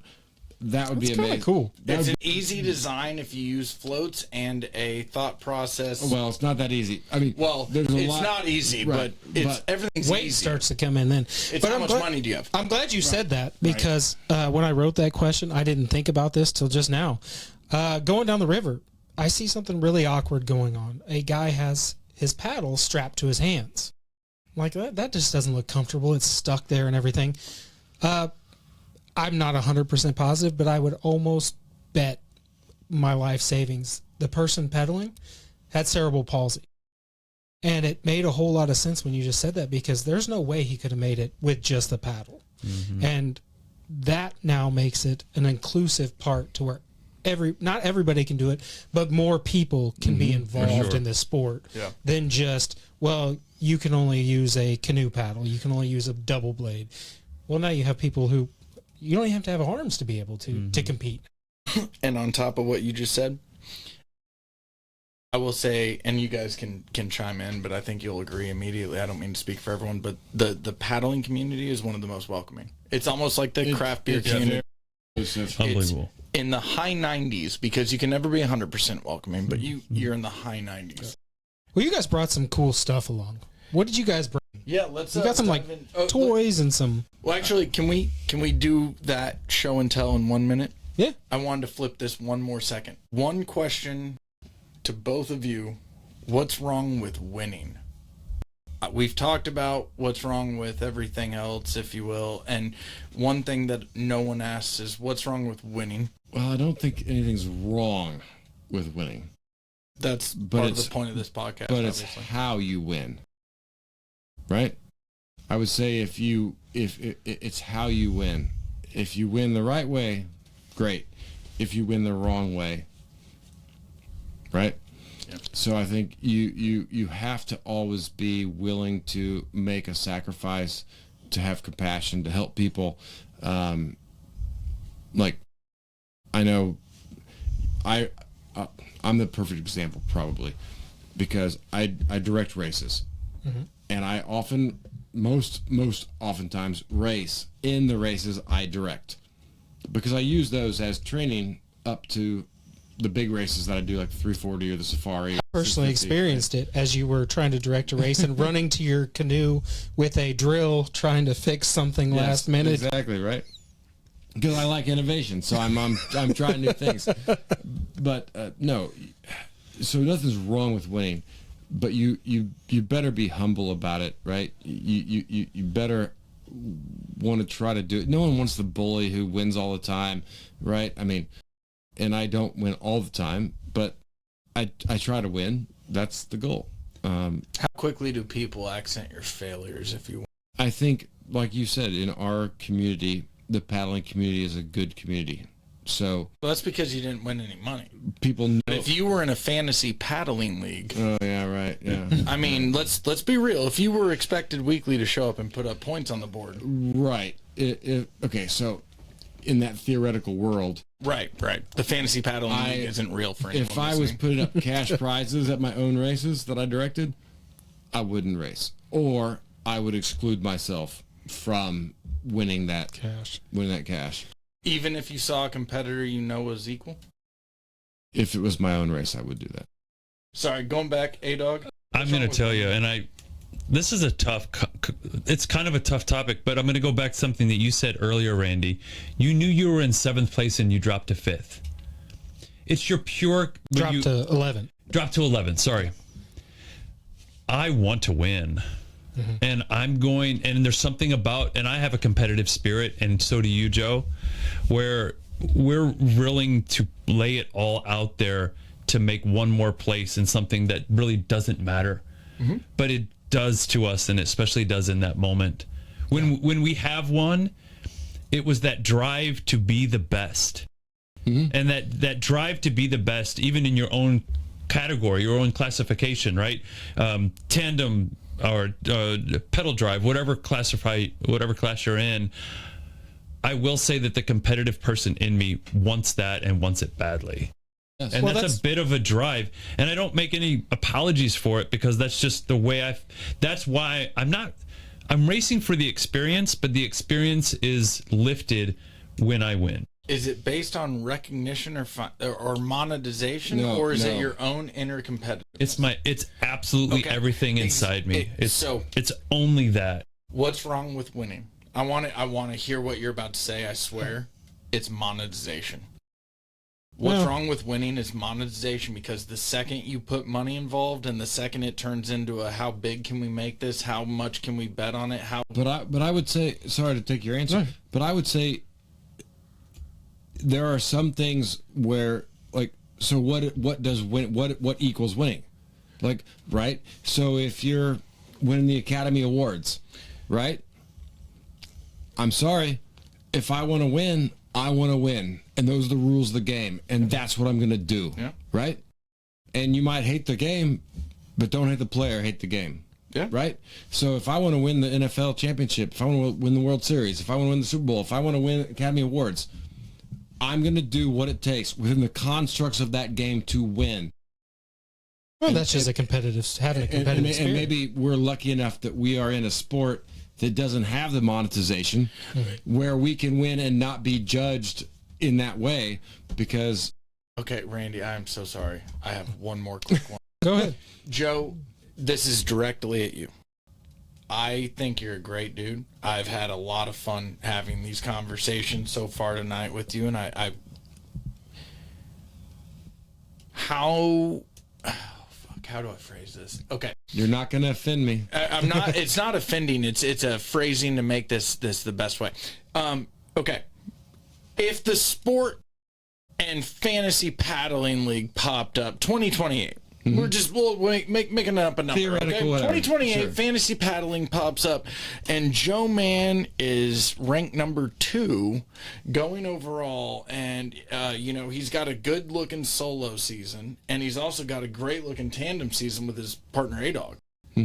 And now there's money on the line, and there's money, and they're going, hey, Joe, are you going to organize this race? And you're going, what the fuck? There's $60,000 on the line. Fuck you guys, I'm racing this thing. Is there a flip because of monetization where you no longer care about the youth and no longer organize, no longer give a shit about that? You're participating for the money, and it is let's go. Is that number a number you can speak to? Is that mentality something you can put out? I mean, so I think... It's not meant to be easy. Well, I'm going to take the easy out. I think that the races I do, I direct those races. Right? I'm not looking to make my races monetized, right? And if some big company came in and it's like, I'll buy all your races, right? That's a question we can have. I might be willing to sell Midwest Paddle Racing if I made a fortune doing it. Would you then I don't think that's going to happen. And then I could race in there and I wouldn't care, right? But I'm not gonna race in my own races, right? For money. I'm not questioning your ethics. But, I'm saying no. What number flips you from I'm organizing to I'm racing? But I do both now. What number monetization coming to the organization would change you from participation or organization? I wouldn't take. If they said $75,000 for the Mean Lamine if you win, are you racing or organizing? But I'm not going to do that. Okay. So your ethics prevail, and that's what I love hearing. I mean, I would either sell it all, or it's nothing at all. Okay. Right. Yeah. Now I will take sponsorship money, which is very minimal. Yeah. But like to help give prizes and help give. Right. But this is not to create a lottery size prize or a substantial winning stake. And again, this is me not trying to be shitty. This is me saying I love your ethics. I love what you guys are doing. I love the question. And so I really appreciate that answer. And on that end too is like with the racers, like I participate in the Mean Lamine. There was a lot you guys gave out. There was a whole lot that got raffled off and given away at the end of that race. When we first started doing the races, you remember back then? Mm-hmm. And we went to a few different races, right, around. I remember that one time we were sitting at end of a boat ramp somewhere, and we were waiting for everybody to finish, and everybody's hungry and like no, there's nothing to eat, nothing to do, there's nowhere to go. It's like miles and miles to drive to get a McDonald's or a Pizza Hut or whatever, and we're all just sitting there. I'm like, guys, like make the experience good for people, right? And just make it enjoyable. You're gonna have people who want to race, you're gonna have people who want to finish, you're gonna have people who just want to have fun, but like make it, like I always say this at the beginning of every of my races during the safety meeting, like, and don't forget at the finish line, it's a full buffet for everybody. For you, for your ground crew, for a stranger off the street, for a stray dog, I don't care. We're going to feed everybody. Like, just come enjoy it because we want the experience to be good. That's fucking awesome, dude. And that's what I want is like experience to be good for people.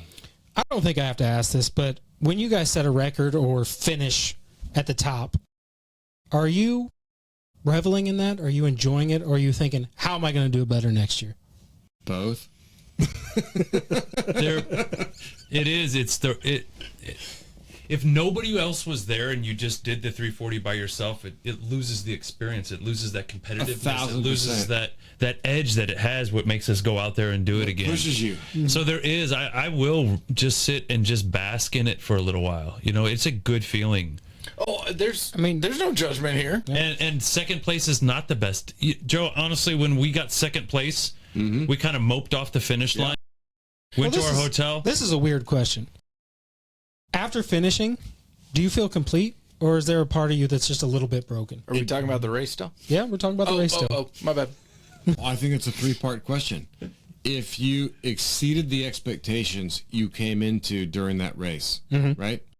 Like the year we won overall with the Kraken, ecstatic, right? So good. Right? So good. Then, but could you do better? We tried to. We tried to. And we failed. Right? And we walked away with we didn't revel at all in the second place overall. Right. So that's hard for some people to hear, like, but it was a disappointment for us. It was a personal disappointment for us. Yeah. All right, boys, we are looking at a great conversation here, and I really hope you guys will come back and join us again next year. For sure. We're gonna jump into our final thoughts. Well, I wanted some show and tell here, but I had one final question before that. That was part of the final Would you thoughts. recommend these races to your loved ones? 1,000%. To anybody that is willing to be there on the day of the race, it is going to be life-changing in a good way. Okay, this is a question, and it's not directed at Randy in any way, shape, form, or fashion. Don't take offense to this. Let's say that you were to tell somebody that you liked about the race, and at every step of every advice you gave them, they just shat all over it over and over again. Like they put actual fucking headlights on a boat. And I said, hey man, the second that you turn those on, if there's anyone in sight, they're going to knock you the fuck out. They're going to be pissed if you have headlights on your boat. That's just one example. But what would you do in the sense of if a family member were to... Headlights on a boat? Not headlights on the boat, but just disregard advice. Like how do you balance that love? Because this is love. Roast and love. But how do you balance the love? I like my headlights, by the way. How do you balance that love and then also the like, hey, this is your first time. Take some advice. How do you get that across correctly? I love to see people fuck it up. Should I pack a cooler? Do you want a cooler? That's the greatest moment I've ever seen ever. Yeah, that is. Okay. It's such, because all you're doing is, it's the Matt Walters, like, what's the worst that could happen is you walk out with a great story at the end. True. Oh, yeah. All right, I Joe, packed what do a you got? cooler. Joe, what do you got here? Sorry, I'm always a little bit more cerebral. I'm like, okay, but let's walk through this methodical. We're gonna break it down. So true, right there. And then A-Dog's like, I need chaos. Guys, I'm a blend of the two of you here because I started with kid gloves where I started the cerebral thought. Okay, Randy, remember if you're pulling up to a boat ramp, there's a few other boats there, and like you were to turn on 2 halogens, they'd kick your fucking ass, and I would be the first to help. And then there's that other side of it where you love to watch them fucking go. And I want to make sure that. And for the record, for anybody listening that wants to do the 340, hold on. I'm taking your kudos and I'm giving Don't you use kudos. headlights because by the time you need them, they are completely obsolete because once the fog sets in, you can't see shit. Okay, where I was going with that, though, is I do want to give Randy kudos. Randy is the first of a double-digit number of people to sign up for this race. The MR340 specifically, that were out to show me how fucking easy it was and prove me wrong. He's the first one that finished it out of that group. Mm-hmm. And I told him, I gave him every bit of advice. I gave him my Fat Man race plan that I have. I gave him everything. He finished. And he still has to wear a Cowboys jersey because at some point I got to look like a dickbag, but he's the first person to pull it off and actually do it and be able to talk shit. So I give credit to him here. Yeah, buddy. Do you remember the first year when we were like, we had no idea what we were doing? And you remember I put headlights on my kayak? You were proud of him too. I was very proud of it. It was a system. I have an electrical system with switches and everything. I didn't have all that. I had the mounts with 2 flashlights that were like halogen. It was like 20 years ago. Like, it was bad. But like, I realized early on this is a bad idea. All right, boys, we got to get into our final thoughts here. I want to kick it to Randy, and we are going to bring back show and tell and let you guys have a long. Okay, well, we don't have too many final thoughts. Right, I think we should, A-Dog, start with that. We're going to kick it to Randy first. Okay. And then we'll bring it right my back final around thought. to y'all. Thanks for coming in. I appreciate it, guys. The conversation was great. To be able to talk to you guys and your experiences with all this, you guys have done it and excelled more than most. So thanks for coming in and talking to us. And thanks. I hope everybody enjoys hearing your guys' stories because I certainly did. So thank you. Well, thank you. So maybe do like a hashtag like carbon fiber, Kevlar, boat building, whatever you do. Like right there. I got 2 quick short ones for you. Okay. Final thoughts. Do you wish you had ever chosen to dedicate yourselves to something more profitable? No. Excellent. I love that. Number 2.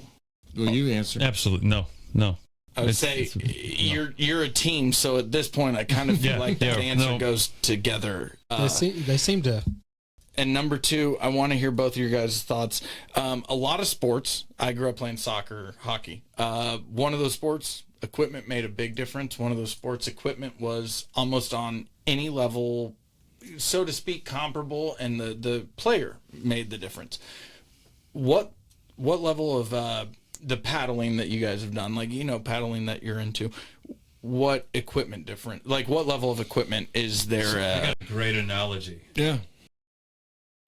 If you put Lance Armstrong, because we all know who this is, on your grandma's 3-speed, remember 3-speeds from when we were kids? Mm-hmm.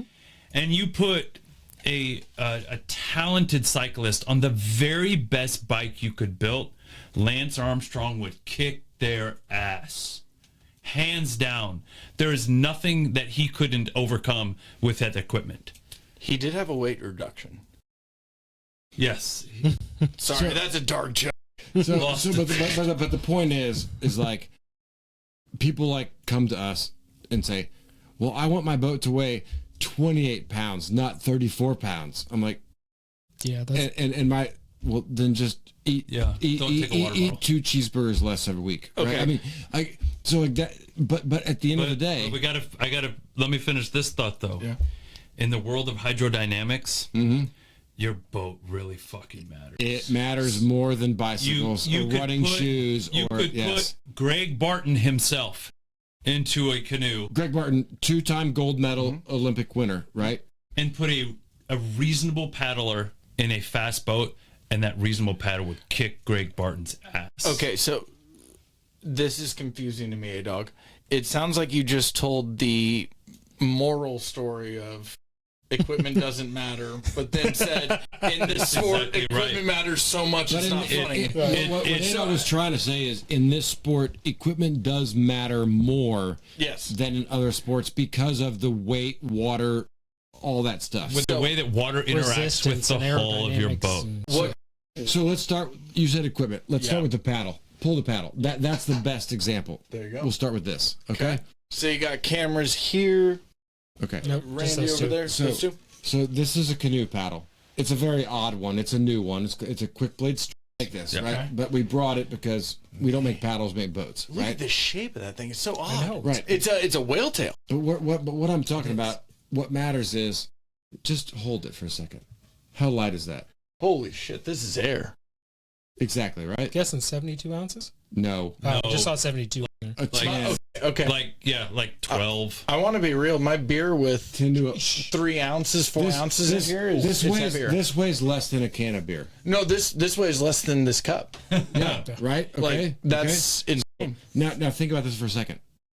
If you're going to paddle the the MR340, right? Ounces matter, grams And matter. let's say you're at a 60 stroke rate, 70 stroke rate.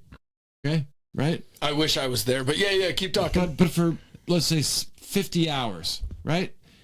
Think You're how many times you're lifting that out of the water. And we took that mentality going into the race. 250,000 times, right? And a getting quarter of a million times. Getting a carbon fiber paddle made a huge difference. Right. Hey, you took some advice. I did. There Right? you go. It's- And there's a little bit of engineering as well. Oh yeah. you will go faster. You will go faster with see this how paddle. It's bent like this. So actually, can you clarify to people which direction do you actually paddle this? Novices are like, oh, it must be like this. So I can scoop We're the gonna water. Scoop Yeah. the water, right? No, that's not what happens, right? Okay, because let's say your boat's here, right? As I paddle, as I push the paddle down, you're lifting the boat out of the water. You're lifting the boat up so you have less water resistance. As soon as you get to your point in your hip where the paddle is now pulling the boat down into the water, now you're creating more water resistance. So With the that V, reason, you're displacing water. exactly. So now the reason you do this is because you want it to lift your boat the entire time until you get to the point of your hip. And you can go a little bit past your hip because, right? And it's still never pulling the boat into the water.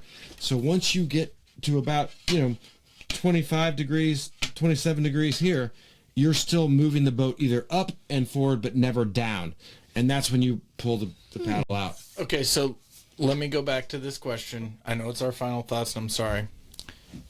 With equipment, sport matters a lot. Mm-hmm. Or whatever. Not sport, but challenge matters a lot. With water, it's significant. It's different. It's more significant. You're fighting the resistance of the water. You're the shape of your craft, and that's why we got into boats, right? We want to build the fastest way of moving down the river. That's a challenge for us as well. Well, I mean, if you're running and you're in stride, there's a point where both of your feet are off the ground. There's a point where one of your foot, and But at the end of the when day, you're paddling, most of- you're constantly touching that water. You guys never paddle and leave the water. No, never. Sorry. But when you're running, you're constantly moving your body weight, right? But when you're in a boat, your body weight is a fraction of the variable. Yeah. Yes. Which is such a huge deal in, say, running or cycling uphill. Boys, Yeah. I gotta say thank you. Let's hear some. Let's see some show and tell. Let's Okay. hear about your pull- final yeah. thoughts about everything. I'll give you my final thoughts. This is one of my bigger takeaways. I'm really interested in the podcast and your passion for it. Because when Joe and I were going over because I need a podcast, and this is now like I'm going to listen. Before we even came tonight, I was like, oh my gosh, that sounds like something that should be discussed. So I think I'm grateful for you to putting this out there, because no matter who's following, if it's impactful for people, then I think it's a big deal. And it has to be a passion for you to have gone this far. Yeah. Yeah, I mean, I treat the podcast like a 340, where right now we're nowhere near the views that anyone would want to be. We obviously, you want the viral moments, but I laugh and we call each other into check so many times, and I would equate it to that. No, if you're in a tandem, you can't both trip out on the race at the same time. And Randy and I both come back and forth and check each other and like, hey man, if we went viral tomorrow, like we wouldn't be able to fucking sustain it. Like there's no fucking hope for it. Like it'd just be a weird Hawk 2 moment of like a blowjob joke made it. Like And then you got to just keep reproducing that same. yeah, and so like where I'm at is organic growth is I'm in it for the long haul. I'm in it for 340 miles or episodes. I guess we'll figure that out at the end. But like, it's a therapeutic night for us. It's I hope that you guys remembered and appreciate, like, you know, we all put our phones down. The army of black rectangles are all fucking tucked away. They're filming, but like, fuck it, it's not the point. Keep your phones on silent at all time. Yeah, but I do want to get back into you guys. Let's hear your plugs. Thank you so much for coming on tonight, Joe. Let's hear your show and tell. Oh, I'm just like, Pull out what do you got? The idea, this is what we make. This is one of the parts of the boat that we make, because everything is handcrafted, right? So we start with this. That's our rudder. This is a kitchen knife? Looks like it. But we start with this. We start with raw fabric. And so this is a joy for me, right? Check that out. Is taking this and making that from it. Dude, you guys are like a year away from owning Koenigsegg. So this is the rudder. That's a rudder assembly. So the rudder goes back on the canoe, right? And so you hit a log, it can kick log, up, kicks up. kicks up, right? So, I mean, it's As we hold all this, can you guys speak to your experience? Like, what the hell intrigued you to the get rod into to it? one of these, just not the carbon fiber. I mean, these things hold up great when you take out a log. Yeah. Yeah, that's What some awesome got you craftsmanship guys? there. Okay, so for all the listeners at home, I want to hear you guys' plugs here for a second. You guys make boats. We didn't talk about that. I'd love to have you back on, talk about something about like what's wrong with getting your hands dirty and hear that side of things too for me. But you guys make boats. You guys race boats. You make incredibly handcrafted carbon fiber parts. Talk about this, fellas. carbon fiber, Kevlar. It's a love for me, and I know for you too. Like, that's our happy place too. Is building and making and creating things. Did you guys? I've always, since I was a child, I've always done that. Are you self-taught?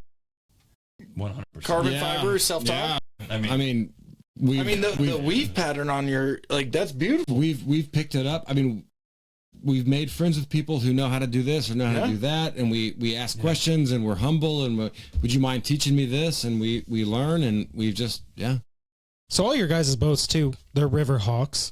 They're custom order, and you only do a couple a year, correct? yeah, 6 to 8. do 6 to 8 per year. We keep a pretty good, like right now, if you order a boat, you're about a year out, and that's hard for some people to hear. But like Joe and I are both like, there's no point in pushing this into like a manufacturing phase. Like, it brings us joy to build what we do, and to make them each boat super unique and special for the person that buys it. But to put a little plug, we're starting now to think about the next avenue of our boats. So we've always until this point done outriggers, right? Mm-hmm. So an outrigger, for those who don't know, right? It's a very like Hawaii. Think Hawaii 5.0, right? It's behind you, buddy. Yeah. Show it off. Grab it. Right. So an outrigger is a very skinny boat that if you sat in, it would fall over immediately. Mm-hmm. But it's got what's called these are from the Pacific Islands, right? It's called an ICO, connects to the AMA, right? So does that camera work, right? Is that Nope. There's no camera here. Sorry. That camera? Okay. I have the picture on my leg, right? So that's the boat. That's the boat, right? And there's a little AMA right there. There you go. Right? And the ICOs are the pieces that connect it. And that keeps you from tipping over. Show us your icos. So the ICOs that we use to connect our AMA and our boat. Feel this thing, Randy. It's awesome. Yeah, these things are way heavier duty than most. Tell us, Joe, what's it made of? This is an airplane strut from Wix Manufacturing. This is an airplane strut for a Cessna 182. And we cut it, we weld it, and then it goes into the AMA, which is the boat on the side. So this weighs about 3.5 pounds. It's heavy duty. It is. But other than, I don't think we know any outrigger that does not make an arched rainbow tube that connects, right? We go straight out. And because it's a airplane strut that is made to take wind, it's low to the water, low to the ground, and is very, very fast, right? So if you stuck an AMA or an ICO out your window going 10, 20 miles an hour, right? Mm-hmm. You'd feel that. Yeah. The wind keeps a lift on this. So there's some engineering behind that. I've only seen one similar, and that was my first racing kayak we got, and it was handmade by Abel Hagen. Yeah. And it was square, though, so it didn't have the aerodynamics, but it was aluminum, low, came out a good distance so you weren't hitting it with your paddle. That's right. Like you said, the other ones, a lot of them are arched, come up over the top. I do actually, I'm sorry, I lied. I have one more final thought for you guys. This was something we were talking about earlier. If all of your current living needs and your check and your benefits and all of the shit were the same, and you could turn that River Hawk into a full-blown business, everything was the exact same, would you do it tomorrow? And I know that we had a discrepancy here, so to speak. So I'm curious to the short-winded version of that. And again, maybe it's something we talk about in the mentality on the next one. And my answer is no. Like, so by day, I teach high school students how to build and make things with their hands. Yeah. Right. So that to me gives me a ton of energy and a ton of joy. And so I feel like it makes building boats just a little bit sweeter, that I get to do it as a passion and not as a full-time. Is it pretty cool to see that your partners' races all give youth 100% free entry because it ties in, like maybe he wants to build boats. It's a very nice marriage. And there's that kind of plays into it. Just perfect. Like, all we want to do is promote youth, promote people who can't do stuff anymore because their knees have failed or because their shoulders have failed, right? Get out and touch earth and do something cool with it. Yeah. Joe, what are your thoughts on that? So I've been through, several lives in my business career. Currently I run a manufacturing facility, and I can see now more of like, oh, we could manufacture this, we'd do that. But in a past life, I had another hobby that I built a special niche thing, and I tried to take it too big and it failed, and it didn't fail, but as soon as I tried to grow it too big, it lost that love, and I scaled it back down, and then I started doing it myself again, where I handcrafted that thing, and I enjoyed it more. So I think I agree with A-Dog. I enjoy this so much that I don't want, part of me says, the competitive part says, oh, I'd love to build this business and grow it and be, but like, it's enough of a love that I'm like, I'm okay. I don't need that thing that says, the measuring stick that says it's a huge financial success. It's the same reason you paddle. If I'm helping people and I'm seeing the love that they have when they walk up on the finish line, like you said, right? Like, that's what gives me the joy to do this, right? Yeah. It's the same thing that you were saying about paddling. You made $1,000, but it cost you $6,000, and that's to enter, and that's the most you've ever won. So laughably, I go back to, I think in a sense, our true passions in life have absolutely no place or care or anything for money and monetization. But I think you can be two things in life, right? Yeah, like none of it. I don't disagree. I think we can all be chameleons when we need to be, right? If you want to get a little bit cynical or want to get a little bit philosophical, right? I'm going to be this way at work, but I'm still going to treat my employees this way, right? And support them and help them and grow them. But we're going to have some tough conversations because guess what? It's corporate America, right? But when I have my world over here where it's just you and me, and we only have to worry about what you and your wife and me and my wife think, then that's what we do, right? And that's a happy world. So what's next for both of you? Longer races, or are you guys going to be just normal and go to therapy like the rest of us? Well, I love therapy, and I would promote therapy for anybody. My wife and I do that, and it's been great. And I don't know, I say that honestly and truly. Very adamant against it at first, and I'm like, so I want to promote that. I really, really do, because I was like, only, I'm right? And a good therapist can yes. It's like an oil change. Yeah. It's not that like your no, car, that's she said it. She like actually said. It's like cars don't, like, sometimes you got to go get in tune up, right? It's a great, so therapy is fine. So where can we get the River Hawks? Hey, dog, what's next for you? Yeah, I couldn't even say. All I'm saying, all I know is that next year and the year after will be an open canvas, you know? Yeah. We're looking at a few different molds and a few different designs. We want to open it up to some people to say, well, like the River Hawks are expensive because there is so much to it. Yeah. Right? You're basically building 4 canoes. You're building a bottom canoe and a top canoe that have to go together. And then when you build the AMA, there's a tiny small canoe and a tiny top canoe and put that together, right? If I can just build one canoe, that's a lot less expensive. But can I make a better mousetrap? Can I build a better solo canoe and a tandem canoe that's just a canoe / kayak / whatever, like, and open that world up to give more people opportunities? I personally would love to see it. One canoe fit all. No, one canoe doesn't. And right now what we build is one niche. And so now we're trying to go down a step to say, can we open it up to a few more people? And you'll see that in the next year and a half, 2 years. Awesome. And where can people go and order one? riverhawkboatshop.com. Yep. riverhawkboatshop.com. And what socials do you guys want to throw out there for the people that we can link? We're really bad at that. Okay. Fair enough. Sounds good. The website works, and I challenge everybody, if nothing else, at least go check out the 340 and enter it. You go to Facebook Market. If you go to Facebook, we have Midwest Paddle Racing group. We have River Hawk Boat Shop group. We are on Facebook, but we're Gen Xers. We're not boomers, but we might as well be. We don't do social media well, so. All right, guys, you have to actually like touch earth and figure out how to get a hold of these people rather than your typical. But my phone number, my mobile phone number, which I have not taken out of my pocket during this podcast, is on riverhawkboatshop.com and on midwestpaddleracing.com. Direct link. That's what we're talking about. You just pick up the phone and you call me. I'll answer. All right. Fair enough.